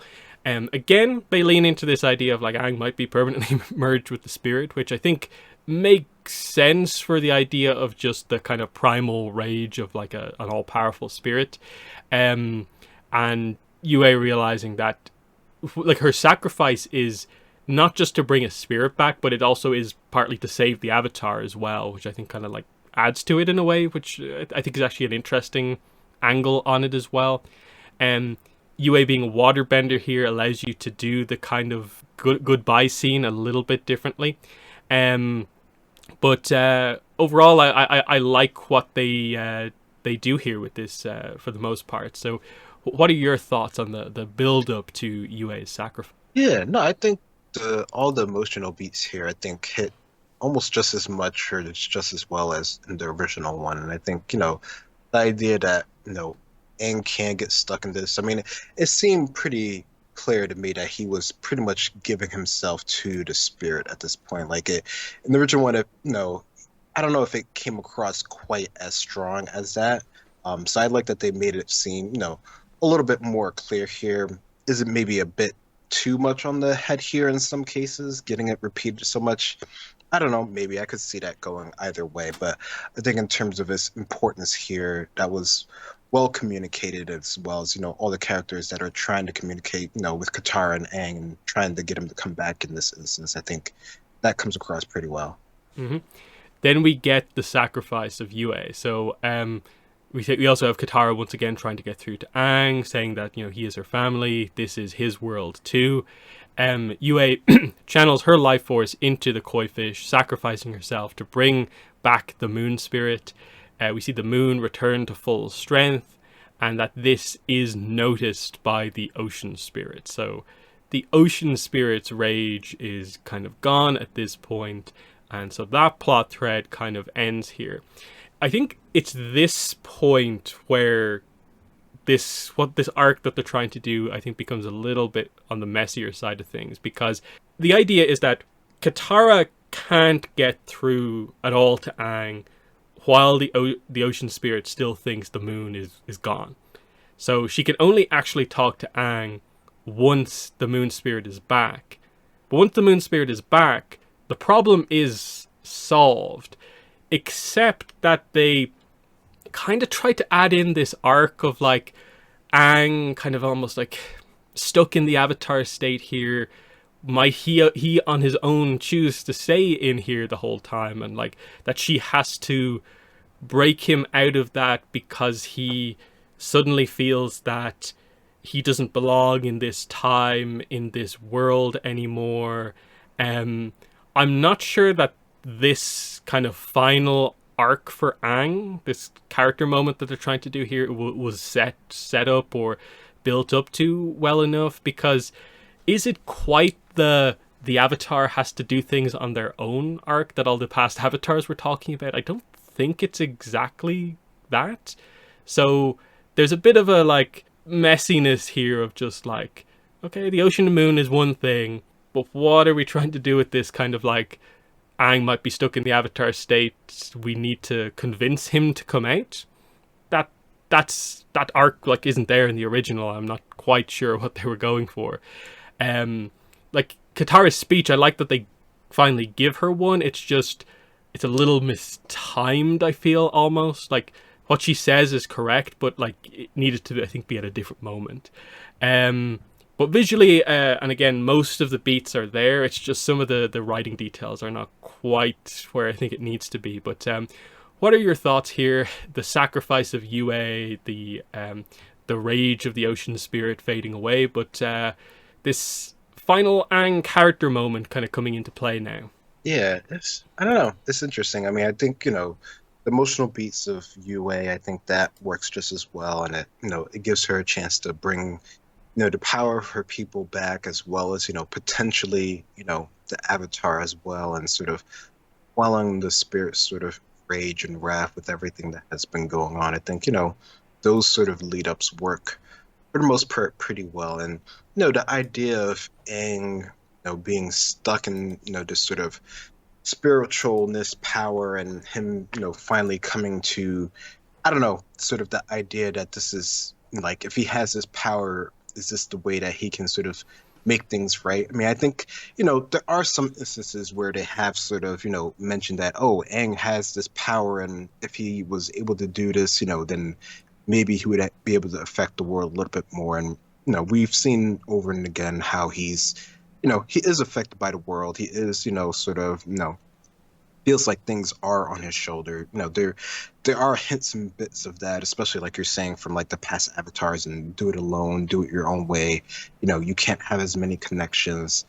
But the idea that the Avatar spirit is going to be the one way to sort of do this, and this is him sort of being stuck into it. I don't know. I definitely can see how maybe if they put it more in that sort of way directly, it might have been it, but they made it seem like it was just sort of like the Avatar itself had to do it on its own, not necessarily that he had to be in the Avatar state in order to do it all on his own. It definitely would make it easier, and like I could see the reasoning behind that. I mean, we've gotten instances in other form of media how that state has such immense power, and you can sort of kind of lose yourself in it. Now, has that been as clear in this show itself? I don't think so. So, maybe they're sort of trying to channel that here, but, people who are only watching this or even have only seen the original animated show, I don't think they're going to make that sort of connection that I'm trying to make right here. So, I don't know. That might seem a little bit more of a reach here, even if the idea of it, I don't necessarily hate. Like, I think that's definitely something that could be explored in terms of, the Avatar and how it's a state that is almost sort of like addicting in a way. Like it's just so much power in that sort of form that they have. So it might be something worth exploring, but I don't know if it, like you're saying, it was appropriate to have it quite here at time. But I do like Katara's speech, like you're saying. Like I think that feels in line with what we know of her character, right, and like what she would say. Yeah, it bodes well if they do like the Deserter, the end of the Deserter, Aang in the Avatar state, having to like get him out of it there, because it's attaching to this like emotional arc related to that. That is not quite here necessarily, because like is this trying to play on the whole like Yang Chen novel situation of just like in the Avatar state, like because she as a character is kind of feeling like, well, the people don't like respect me. Do they deserve to have me as the Avatar? Would I not be better to stay here, be all powerful, and be separate than them? That's part of her arc. I don't think that's what they're really trying to say here. So it is just like, it feels like they want to have Katara give a speech to Aang to get him out of the Avatar state, but they don't have the tools to really make it happen, so they just have to force it a little bit. Like, it's fine, it's not like awful, but it's not ideal, I suppose. But what happens here is Katara says that the world needs Aang. She needs him. We see the ocean spirit, of course, lets Aang go. He rises up out of the ocean in the Avatar state. And so the ending of this arc is that like he looks at Katara, the Avatar state is still on, but then he smiles, and this is the confirmation that like he is not staying in the Avatar state, he is still himself, like the humanity is still there. He can come out of this, basically, is the idea. And that's effectively the resolution to the action here. The fight is over, all of the major dramatic beats are kind of resolved at this point. We've got out of it, ultimately. The moon is here, Aang is back. Great. So it's a nice moment, because I think it's cool to have sort of Aang in the Avatar state, okay, showing the power of just him on his own in the Avatar state, not combined with the ocean spirit. The smile is a nice little moment. It's just is the build up to it kind of the strongest character arc. Perhaps not, but I like it as the end of the battle kind of section. But what are your thoughts on how they end it? Yeah, no, I think it works for the most part. That the whole idea of it being the end of the battle, I think it's cool because it gets to show, not necessarily just Katara, but just, the Water Tribe in general, sort of like, the Avatar and his, powerfulness, glory, whatever, term you want to use there, considering they were sort of, it sort of felt like in the beginning of the part one of this, episode 7, that, they sort of were like questioning him in terms of like his strength as the Avatar and his character and like sort of his ability to do things. And even Aang himself was questioning himself in terms of like, wanting to get Karuk's sort of help to do things. But of course, because of what happened to Karuk, he can't necessarily just like jump in and control things. So it's definitely a good way of just showing Aang and his sort of strength that he has, after the whole battle and everything. Mm-hmm. We then get the aftermath here. So we get a sense for how much the tribe has lost here. So the death, the destruction. We see that some of the characters that we've lost include the young waterbending student that was the first one to call Katara Master Katara. We see Han has died. Of course, Yue is not with us anymore, and many more characters who lost their lives across the battle that we didn't get to meet. Aang, seeing this, runs away again, feeling that he has failed because he hasn't saved everyone, even though the Water Tribe still being standing after what happened is a failure, is a success overall. So that feels, I think, in line with Aang. I think that actually him running away, not able to accept that feels in line with the character and needing kind of a final moment after this. And I think this is an emotional scene, like the success of we repelled the Fire Nation, but it was at a great cost. Is a powerful kind of impact here. But what are your thoughts on this aftermath? The visual impact of seeing the Northern Water Tribe and everything that has happened, I think it definitely come across pretty clearly that this was like a really hard fought battle here. Like even if they have survived it wasn't without major loss, and you can see that by all the structural damage and all the people hurt and characters that we actually know of directly. I think there's a lot to be seen here, and it definitely, like you're saying, it definitely feels like this is one of those instances where Aang needs to like take a step back, and he's still putting everything on his shoulders, and he still needs a bit of time to actually process this. It seems like all the characters need a bit of time to process this.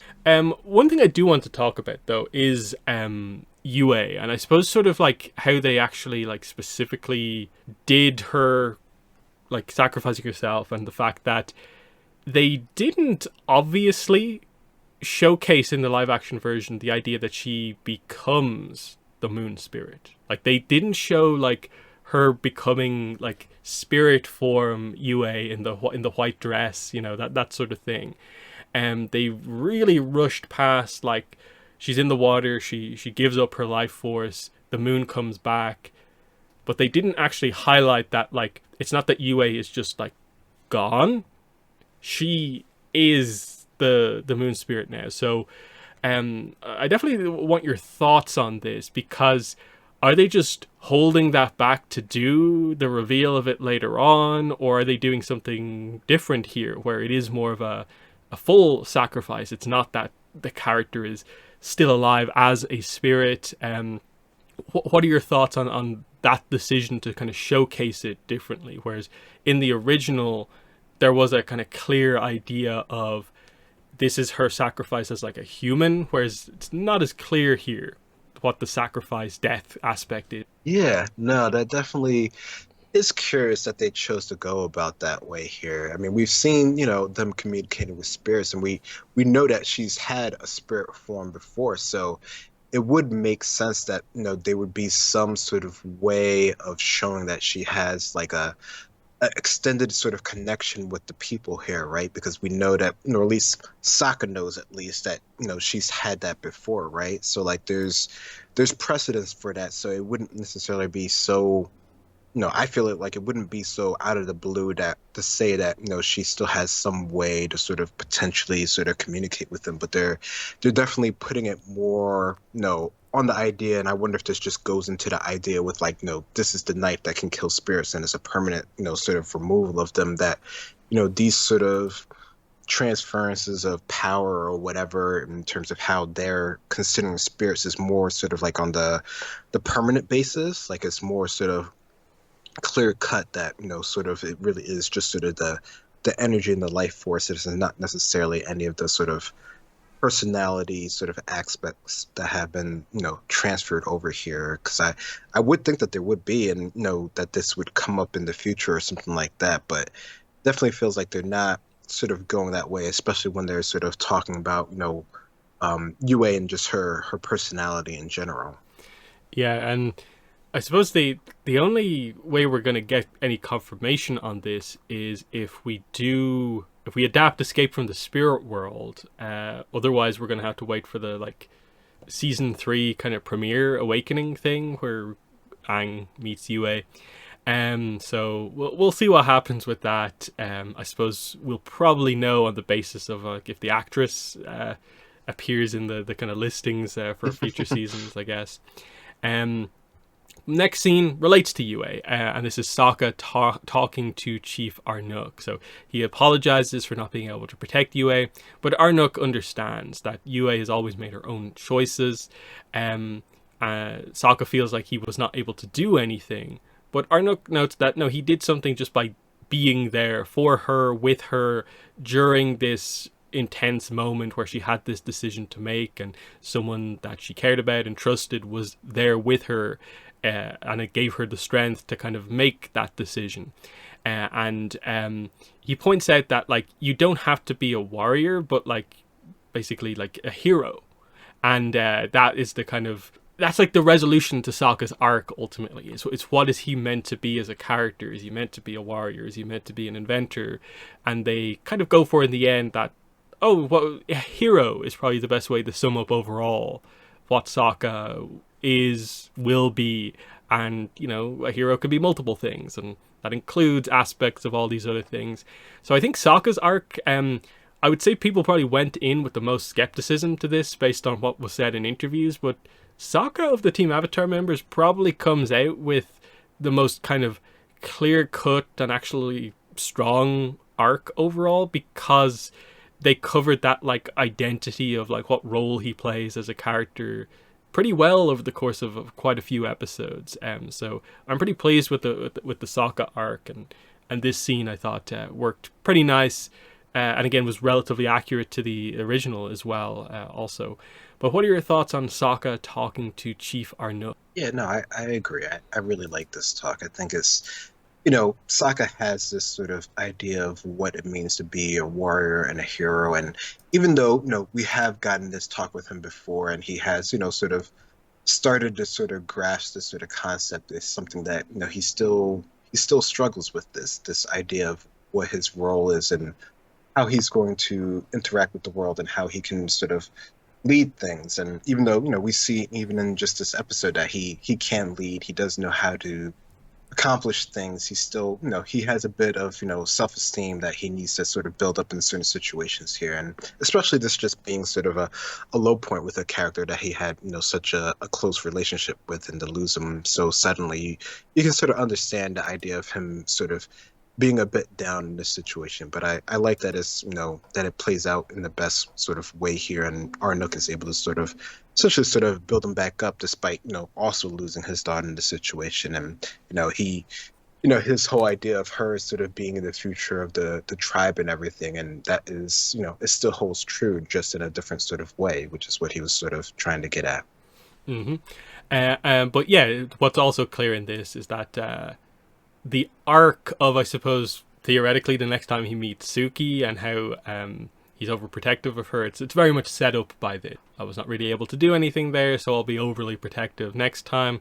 It'll be all about, I guess, how they go about utilizing Suki in future seasons to see how this arc can play out from here after this experience for Sokka. But the next scene is Paku talking to Katara. So they reflect on the loss that the Water Tribe has suffered, but that the Water Tribe will rebuild and come out stronger. Paku says that water is the element of change, but he kind of forgot that, and Katara reminded him of that, and that he needs to change, and he basically says, I want you to help me train new waterbenders, like as in, like, stay here, you can teach as well. But she notes that she has to help Aang on his journey. And so the solution is Katara will train Aang, and she is the best master that Aang could hope for. He gives her some of the Spirit Oasis water, and basically an invitation to return to the tribe anytime they wish. So there's a weirdness here because, of course, the invitation to return is there. And then the way that this ends, and with the way they're going to do the timeline here, there's going to be some sort of a multiple year time skip between book 1 and book 2 in live action that we didn't have in the original. So there's still the room for her to maybe train to a certain degree, depending on what we do. Or will they just explain that we off screen a bunch of traveling happened? We're not really sure. But obviously this is, I guess, part of the intent of the live action, is that they wanted Aang to only be trained, I guess, and I think this might be what they do going forward.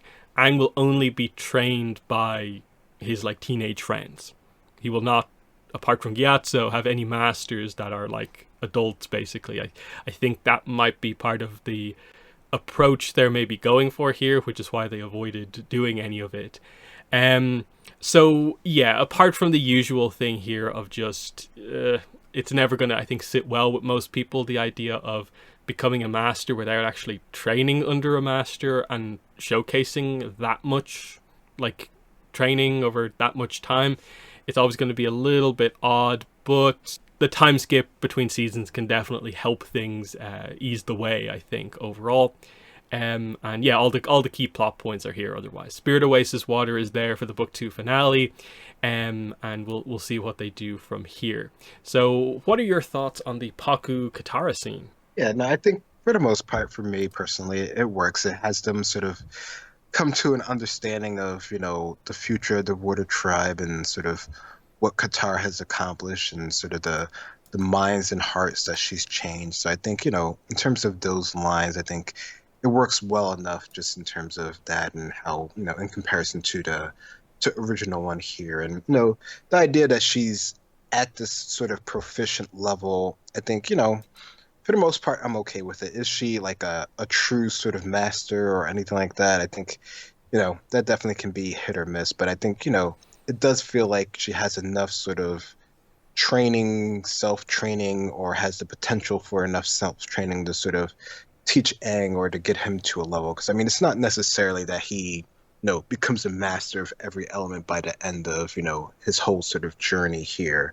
In terms of, righting what's wrong in the world here. But, he does need to get to a proficient level, which, considering we haven't seen him do much of any training in water or anything like that, obviously that's going to happen at some sort of point here. And like you're saying, like the time skip can help, and, whatever other sort of ways that they're adjusting sort of the timelines for the live action version of things, can help along those lines as well. So I think, there's potential for this to sort of work out well in the end, depending on how to go about it. I know people will still have issues with it regardless, but it's just a different way that they're having to choose to do about it, just due to their runtime and everything. Mm. Yeah, because it obviously gets into the idea of like what is a bending master, what is the clarification of that versus other things. Because like Zhao is a firebending master in the original, but he's clearly nowhere effectively on the list of the top ranking firebenders that you would have. You'd place so many characters above Zhao. So master is a level most characters can get to. And the problem for Katara is probably just the idea that like it literally can't be the case that she knows like all of the basic waterbending forms, because the only official training she has is from like one waterbending scroll. So there's a little bit of like some of the fundamentals probably need to be thought to her, and you'd hope that like yeah, maybe in between seasons there is some training that happens. Paku gives her access to like the North's waterbending scrolls, so they can go over a lot of the basic stuff, especially because Aang's going to have to start from zero. So that will probably help Katara just teaching Aang the basics, I guess. So we'll see what happens there. Next, we have Iroh and Zuko escaping the Water Tribe. They talk about the crew, and they think they'll be all right. They probably were clever enough to stay out of danger. And Zuko doesn't know what to do next. He's tired, and he's finally going to rest. So, the big thing here is probably just the mention of like the crew and like G, and it's like, if it's the original, I don't think we see the crew again after this in any of the other seasons, but it was made into a bigger thing here. So might the crew make a further appearance in the coming seasons? That would be interesting to see how exactly that could work, because Iroh and Zuko are going to have to be on the run at the start of the next season, so that kind of goes against plans potentially. But what are your thoughts on this scene with Iroh and Zuko? I mean, this scene overall is good. It's a good resolution to show that they're still there, they're still around, and they have to figure out what they're going to do in the future, and Zuko's sort of questioning things. But yeah, I think that would be curious to see how the crew would help them in the future. Like, would that be sort of like their final send off, and them sort of like leaving the crew because they are sort of officially outlaws, or maybe they're not officially outlaws, since we know they are Fire Nation is aware of that they were there, but to what degree and how are they going to sort of collect them or anything like that. So there's a lot of open things there, which I think is good for us to figure out in the next season. Mm-hmm. Next, we go back to Aang, who's of course upset after all the destruction, and he looked at it once again. The place is in ruins to a certain degree. He feels they failed, but his friends, of course, console him. It isn't his fault, it's the Fire Nation's fault. They're the ones who did this. He just has to kind of focus on what needs to be done going forward. But he understands now what Gyatso was trying to tell him, that he has to let go of the past or he will never have a future. Katara says, I will teach you waterbending. Sokka then says, and then after that we can head to Amashu for earthbending training with Bumi. And so we just end with the idea that the team is together on this. The journey will continue. Aang's training is planned, water then earth, and it seems to be Katara and Bumi are the planned teachers, but we know, of course, what's going to happen there.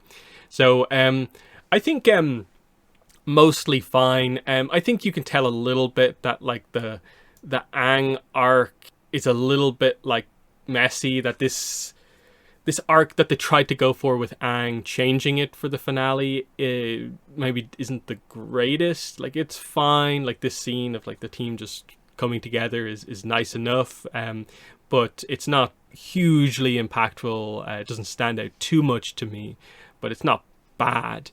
But solid scene to end things on this side of the story.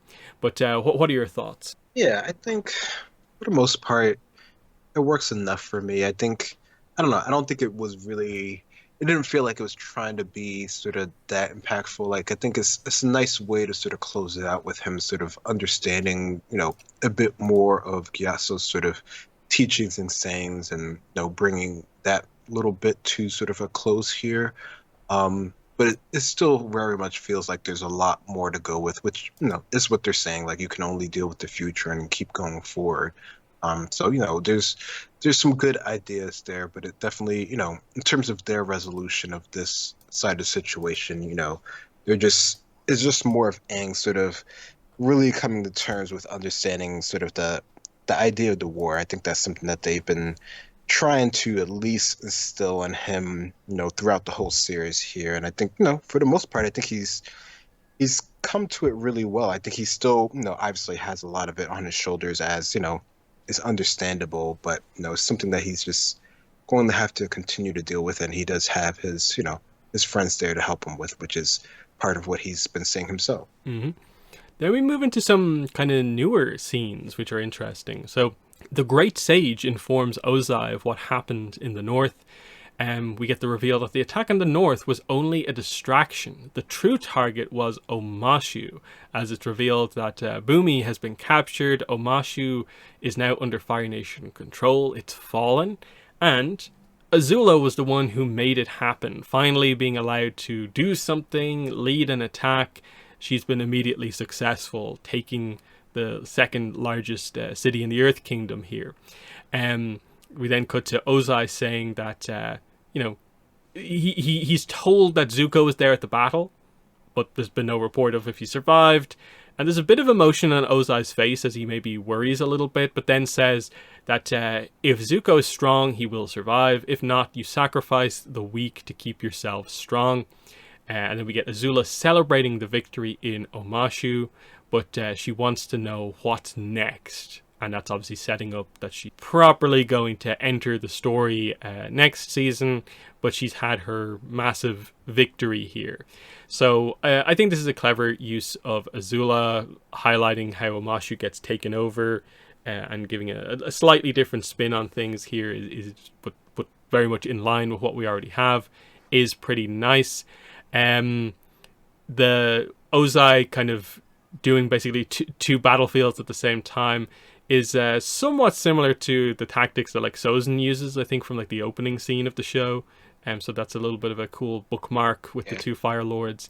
And then, as we've pointed out a few times, Ozai and sort of loss to a certain degree, that like there is a bit of worry, concern, as in like, oh, what if I have lost my son here? And there is a sense of emotion before he goes back to, only the strong survive type thing. So the portrayal has a bit of nuance with Ozai. I'm wondering what angle they're going for there. Does it relate to like whatever happened with Ursa? A few questions come up for sure, but pretty good stuff, I think, in this scene. With most of it being relatively new. But what are your thoughts on this whole? Yeah, I thought this was a great sort of addition to sort of explain sort of the aftermath of things on the Fire Nation side, because that's something that we generally don't get to see their reactions to things. So now we're sort of a little bit, we get to see their side and how they react to all the different battles here, and the fact that there was such a two-prong attack and Azula finally got to have her chance to shine. I think it was a pretty useful way of using her character, like you're saying, to get her really sort of involved with things. So that feels like something that she would do, that she would be involved with, and of course, like with everything else that she thinks she's involved with, she was successful as well. So. Mm-hmm. And then the actual final scene of the show is the Great Sage showing Ozai that they have at last roughly figured out when Sozin's Comet is going to return. And they kind of point out, like, it's been 100 years, but it's coming soon. So they don't commit to saying exactly when, but they know the, I suppose, rough time period at this point of when it's going to arrive, and they'll zone in on the exact timing shortly here. So cool, as we get to see the kind of planetarium type thing of like, okay, this is the Fire Sages figuring it out, and yes, Ozai has the comet, its return will end the war, and we're waiting to, of course, figure out, okay, Fire Nation, this is how they figure it out. That creates a little bit of a different timing thing. When the the group going to find out? Because in the original, they found out as of episode 8. We didn't do that here, but we still potentially have Wan Shi Tong's library to go to, which is probably where they will do this. But what are your thoughts on this? After not mentioning the comet, the series, the season 1 ends with the mention of the comet. Yeah, I know that this could be, up there for some people and good or bad, but I think, for them and how they're sort of setting things up, I think, it works pretty well. Like I like the whole visual, the planetarium, and how they're figuring out, which is, sort of similar to how, Sokka figured it out in the library originally. So they have their own version of here, but they're, they don't have as much information as Wang Shitong, right? So they have to sort of divine, this sort of information a different way based off of when it was there last time, right? So they have an idea. They know that it existed in the past, of course, and this is what, they're hoping is going to lead them towards, winning in the future. So it's interesting to get to see the Fire Sages in general have a lot more involvement in this series compared to the original one, just in terms of how integrated they are into the Fire Nation and the politics and everything like that. So that's definitely been curious to see how they've been using them well, which for me, for the most part, I think has been pretty cool. Mm-hmm. So I guess the details being kind of presented here obviously highlight that in this version of the show, the comet is not, I guess, exactly every 100 years. There's a bit of variation to it. I completely get why that's in place. Like, they're trying to avoid the obvious continuity error of saying it's only been 6 months, but the actors clearly look like 2-3 years older, and it'll have the same impact once we actually get to everyone being on the same page about this, because we know the comet's in play. It was in the opening scene, it's here. It makes sense to highlight that, okay, the comet remains an ongoing plot point here. But yes, that's the end of Netflix Avatar Season 1. We know Season 2 and 3 are confirmed. They're starting filming for Season 2 basically next month, the month after. And I'm pretty sure we know they're probably going to film back-to-back. I'm not sure how absolutely locked in that detail is, but I think that is the intent. So Netflix seem to be all in on this.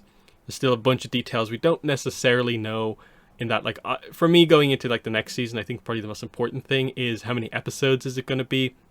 I think it needs more than 8, but obviously there was a rumor that they might be getting less than 8, but I don't know how valid that is.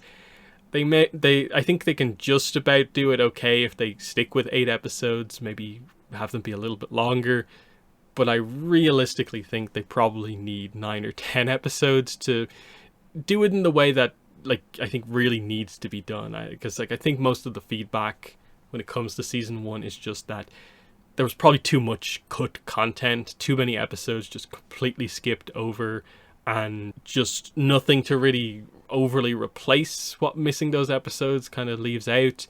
And so with everything being a little bit more plot driven in book 2, you can't go skipping every episode. There's some stuff that you just have to cover pretty much in full, and you can't adjust it too much. Book 1, the format allowed you to do that a little bit more easily, but you can't do that too much for book 2 and 3.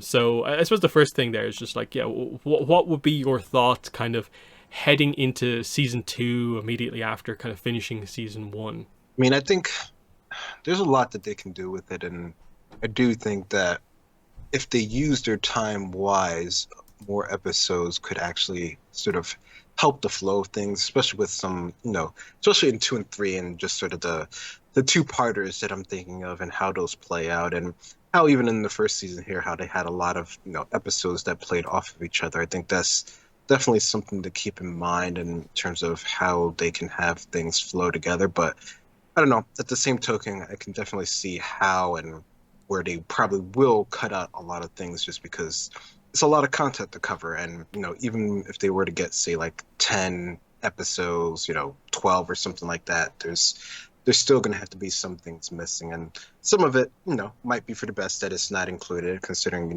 what episodes fall on people's sort of low sides of things. But, I think they have a good, starting foundation at least to continue things going forward. And, obviously it's been popular enough that they can warrant, the next two seasons, right? So there's definitely a lot to look forward there that I'm hoping for. Hmm.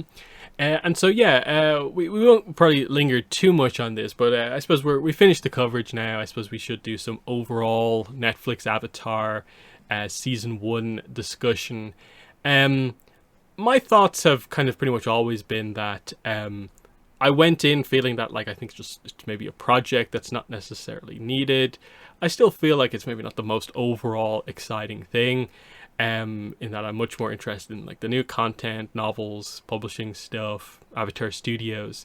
But I come out of it feeling that like I think it served its purpose pretty well. That like people are interested. It was a big project that for a couple of months like had people super excited, and I think people are awaiting news on season two. So there's a fan base developing around the live action stuff, and that's keeping Avatar in the spotlight. So the timing of like future seasons might work out well when it comes to Avatar Studios stuff to have animated and live action stuff going back to back. From a quality perspective, it overall accomplished what it needed to do, and that was to be a lot better than the first attempt at live action, which it absolutely is. And then I think the only other thing you probably wanted to avoid was for it not to just go down as being the sort of second failed, better but failed live action version of Avatar. And I don't think it's quite gone that way. I think, you've seen the YouTube videos about like it's bad, but it doesn't seem like there's the kind of swell of hatred that there maybe is about this stuff or can be at times.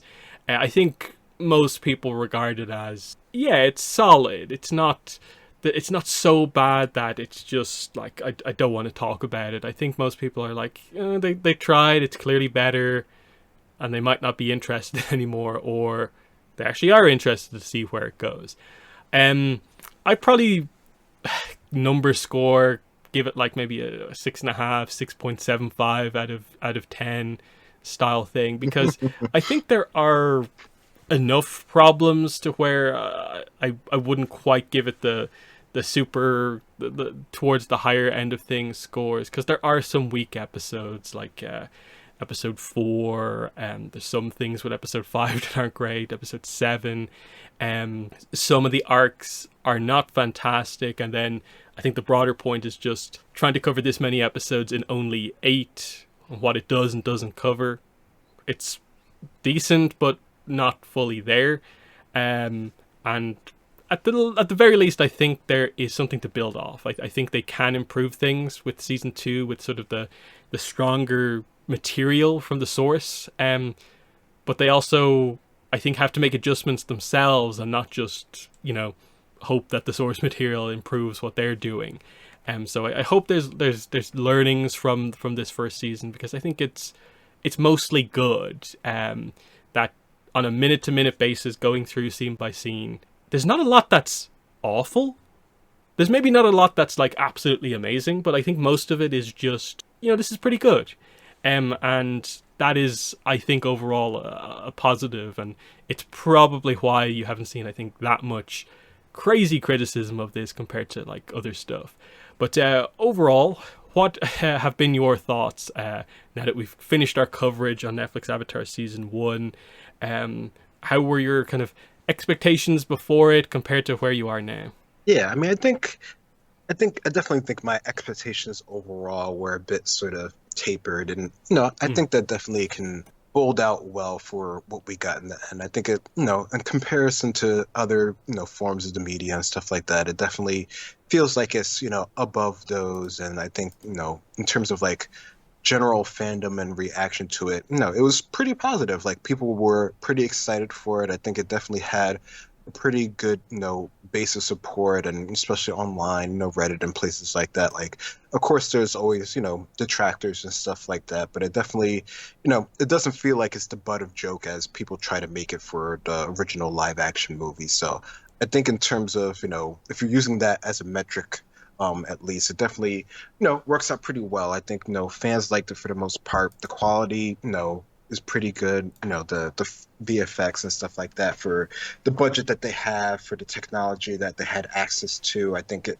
turned out pretty well. There's always things that they could have done better if they had this or that, or if they had a bit more time. But like in everything, there's always limits to what you can do. So I think within the confines of what they had, I think it was pretty good. It definitely is worth the watch if you're a fan of the original one. I think there's definitely people that aren't gonna like it if you're like a true-blooded fan of the animation and stuff like that. And it's okay to take a miss it in that case, but I think it is worth the watch. And I think for people who aren't as familiar with like the original one, it definitely works in that regard because not everyone's going to be into the animation. So there's plenty of people that I've heard who've just only watched this and this worked out pretty well. I mean, the fact that it's on Netflix is pretty popular. It had all that behind it. It definitely brought new people into the fandom, which for any property that's been out for extended period of time, and Avatar is not a new property at all at this point. It's good that there's some way to get new people into it, especially when, previously we didn't think there was going to be any new animation, or at least not for an extended period of time. Now we know different, but we didn't know that in the beginning and everything like that. So it definitely has made its mark in some regard, and I think it's something that people will mention in terms of like, if you want more Avatar, this is something that you could watch. And for some people, this will definitely be their preferred way of getting, their media and stuff like that. So it's definitely worth it for it to be there in that regard. Mm-hmm. I think probably the best positive I could maybe give to it is that, like, thinking about some of the book 2 stuff and what the plot is, I do have confidence that they will do well with quite a few of the bigger plot points, like, say, Zuko alone backstory. I think they did Zuko, Iroh very well. I think them attempting to do that flashback, I think that should go pretty well for them because they seem to know what they're doing, especially on the Zuko side of things. It's just, okay, I think we do need to broadly improve the Team Avatar content.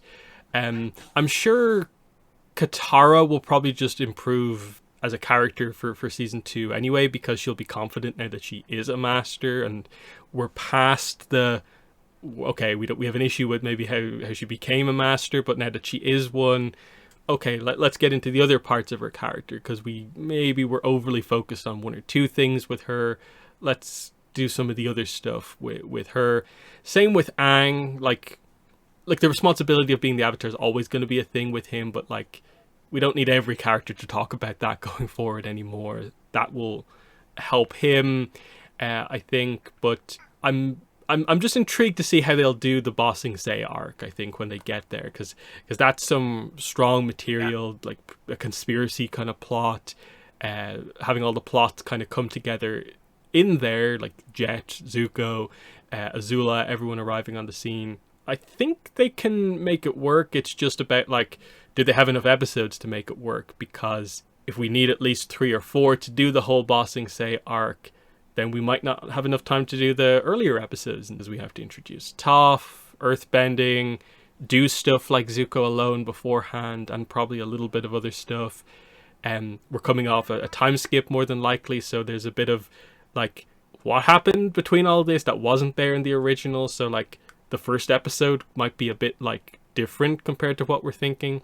But what from season 1 gives you sort of confidence for certain parts of season 2?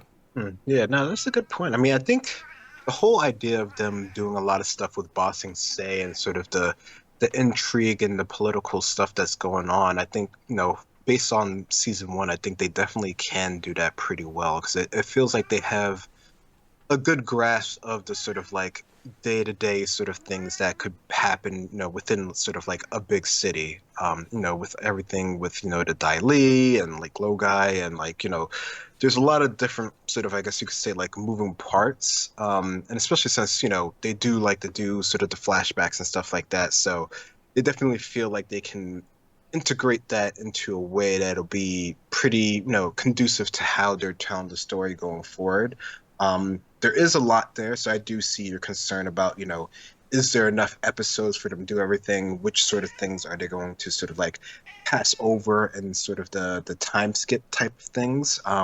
Which I could see how they could do a couple of things where they sort of pass over them, and especially since some things they kind of already covered, like like the cave and stuff like that in season one. Mm. So clearly, they've probably already thought about some ways where they can sort of just like just cover over some things because they've already done it in some regards. So there's definitely going to be a good bit of change there. I wouldn't be surprised if the first episode, like you're saying, is very different. Like it might be more of sort of like a recap while they're sort of getting to their next big location rather than, sort of jumping straight into the action in the first, episode of season two, book two. So there's a lot that can be done there, and I definitely expect a lot of it to be condensed in some regard, regardless of if we get, more episodes or not. But I think they can do it pretty well. Hmm. And then obviously one of the big things is that they need to get the right actress for Toph. But then once they have her, are they going to be able to do that character kind of correctly? Given that there's been a little bit of back and forth about, okay, Zuko, Iroh, mostly well done. Sokka, probably the best of Team Avatar, but then like Aang and Katara maybe weren't characterized as well. I feel Toph's ultimately relatively kind of to the point arc, and what her core characterization is should be pretty like easy for them to do. I don't think they'll have too much of a challenge with the writing of Toph, because they mostly really from a character perspective just need to get the introduction episode right when it comes to like the relationship with her parents, the two lives of like the hidden Beifong daughter versus the blind bandit. Once they get that right, her core characterization when she's part of the team is mostly just sassy one-liners and being awesome type thing, and that shouldn't be too much of a challenge. You probably just mostly have to stick to the source material on terms of a lot of her dialogue and go from there. And it might just be a case of giving her enough characterization before the plot takes over the whole book. Like, in the sense of like, is Toph going to be as early as maybe episode 1 or 2? Because if we leave it too late, we're introducing Toph and then we're jumping into the Ba Sing Se plot in the next episode, and that might not be so well without transition. But I'd have pretty much confidence of like the style of character that Toph is. They should be, I think, getting her right. But where are you at with how much confidence do you have in them doing Toph well for season 2? I don't know. I mean, I feel like, for the most part, like you're saying, like they've done characters pretty well. There's definitely some places where they can improve upon and give more emphasis to at least what we consider more core to characters based off of the original animation. But I think there's definitely, they definitely have the good ideas on how to get the characters into play and have them, how to have them feel like, characters that we actually want to enjoy and be around with. It will be curious to see when and how they choose to integrate the character and how they choose to do the whole boxing saying thing could be interesting, because I mean there's a number of ways they could do it. They could just have the character be in the place where they're already going and sort of do it that way, which would be kind of weird, but I don't know, I could see them trying to do something like that in terms of like condensing things and bringing them together, especially with what we've seen with other characters in season 1. So if they do try to host everything in sort of like one central location, I almost wouldn't be surprised, even though that kind of kills the fun of Avatar and the whole journey thing. Mm-hmm.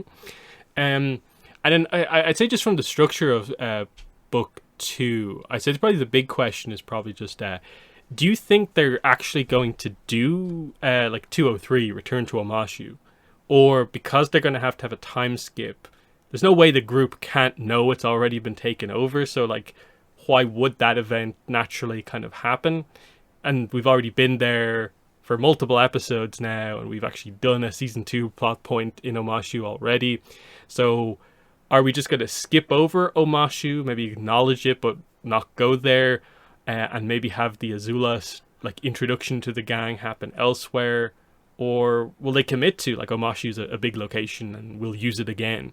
Where do you think they're going to go on returning to Omashu or not? I don't know. That's a good one. I mean, I think in terms of like production and stuff like that, I guess if they had like a lot of real stuff set up for Omashu, like I couldn't see them not wanting to use it just from that sort of perspective. But considering how films and stuff go, and how some stuff doesn't survive even between seasons, especially when there's a gap, I could see them sort of not even really sort of committed to that. That almost feels like that would be one of the things that would work well in terms of like a flashback type of thing, in terms of like realizing that this city that they've been to before isn't quite, what they thought it was going to be, and them having to sort of move on from it pretty quickly. I mean, especially considering that's really on in the beginning of everything. That's episode 3, right? So yeah, that's something that I could see them sort of skipping over, especially if they want to sort of hold out with the sort of meeting with Azula, because that would be like, I would think at least that would be a pretty sort of like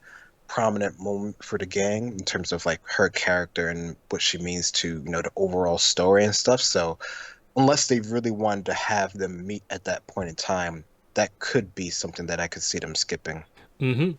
But yeah, I suppose we'll gradually get some rumors about stuff, like what characters they're casting for or not will tell us a bit about what they are or are not doing, especially now that we have like book 1 to go off in terms of what they did and didn't do.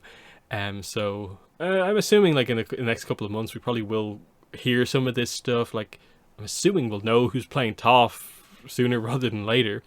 And that's the big major casting decision they have to get right. But yeah, for now, that's the end of coverage on Netflix Avatar. We move on to coverage on The Reckoning of Roku with the next couple of podcasts. I'm assuming, like with previous novels, we'll probably split it into 3 podcasts just because there's a lot of content in each of these books. It's so difficult to talk about just the book overall at once when there's so many details to go through. But those will probably be the next handful of podcasts. Along the way, we'll cover if anything happens at San Diego Comic-Con. In terms of news, you'll see that as well. And especially if there is any Avatar Studios news, but who knows. But otherwise, that has been episode 276 of the Avatar Online podcast. It's been myself and Greg. Thanks for listening, and bye. Bye-bye.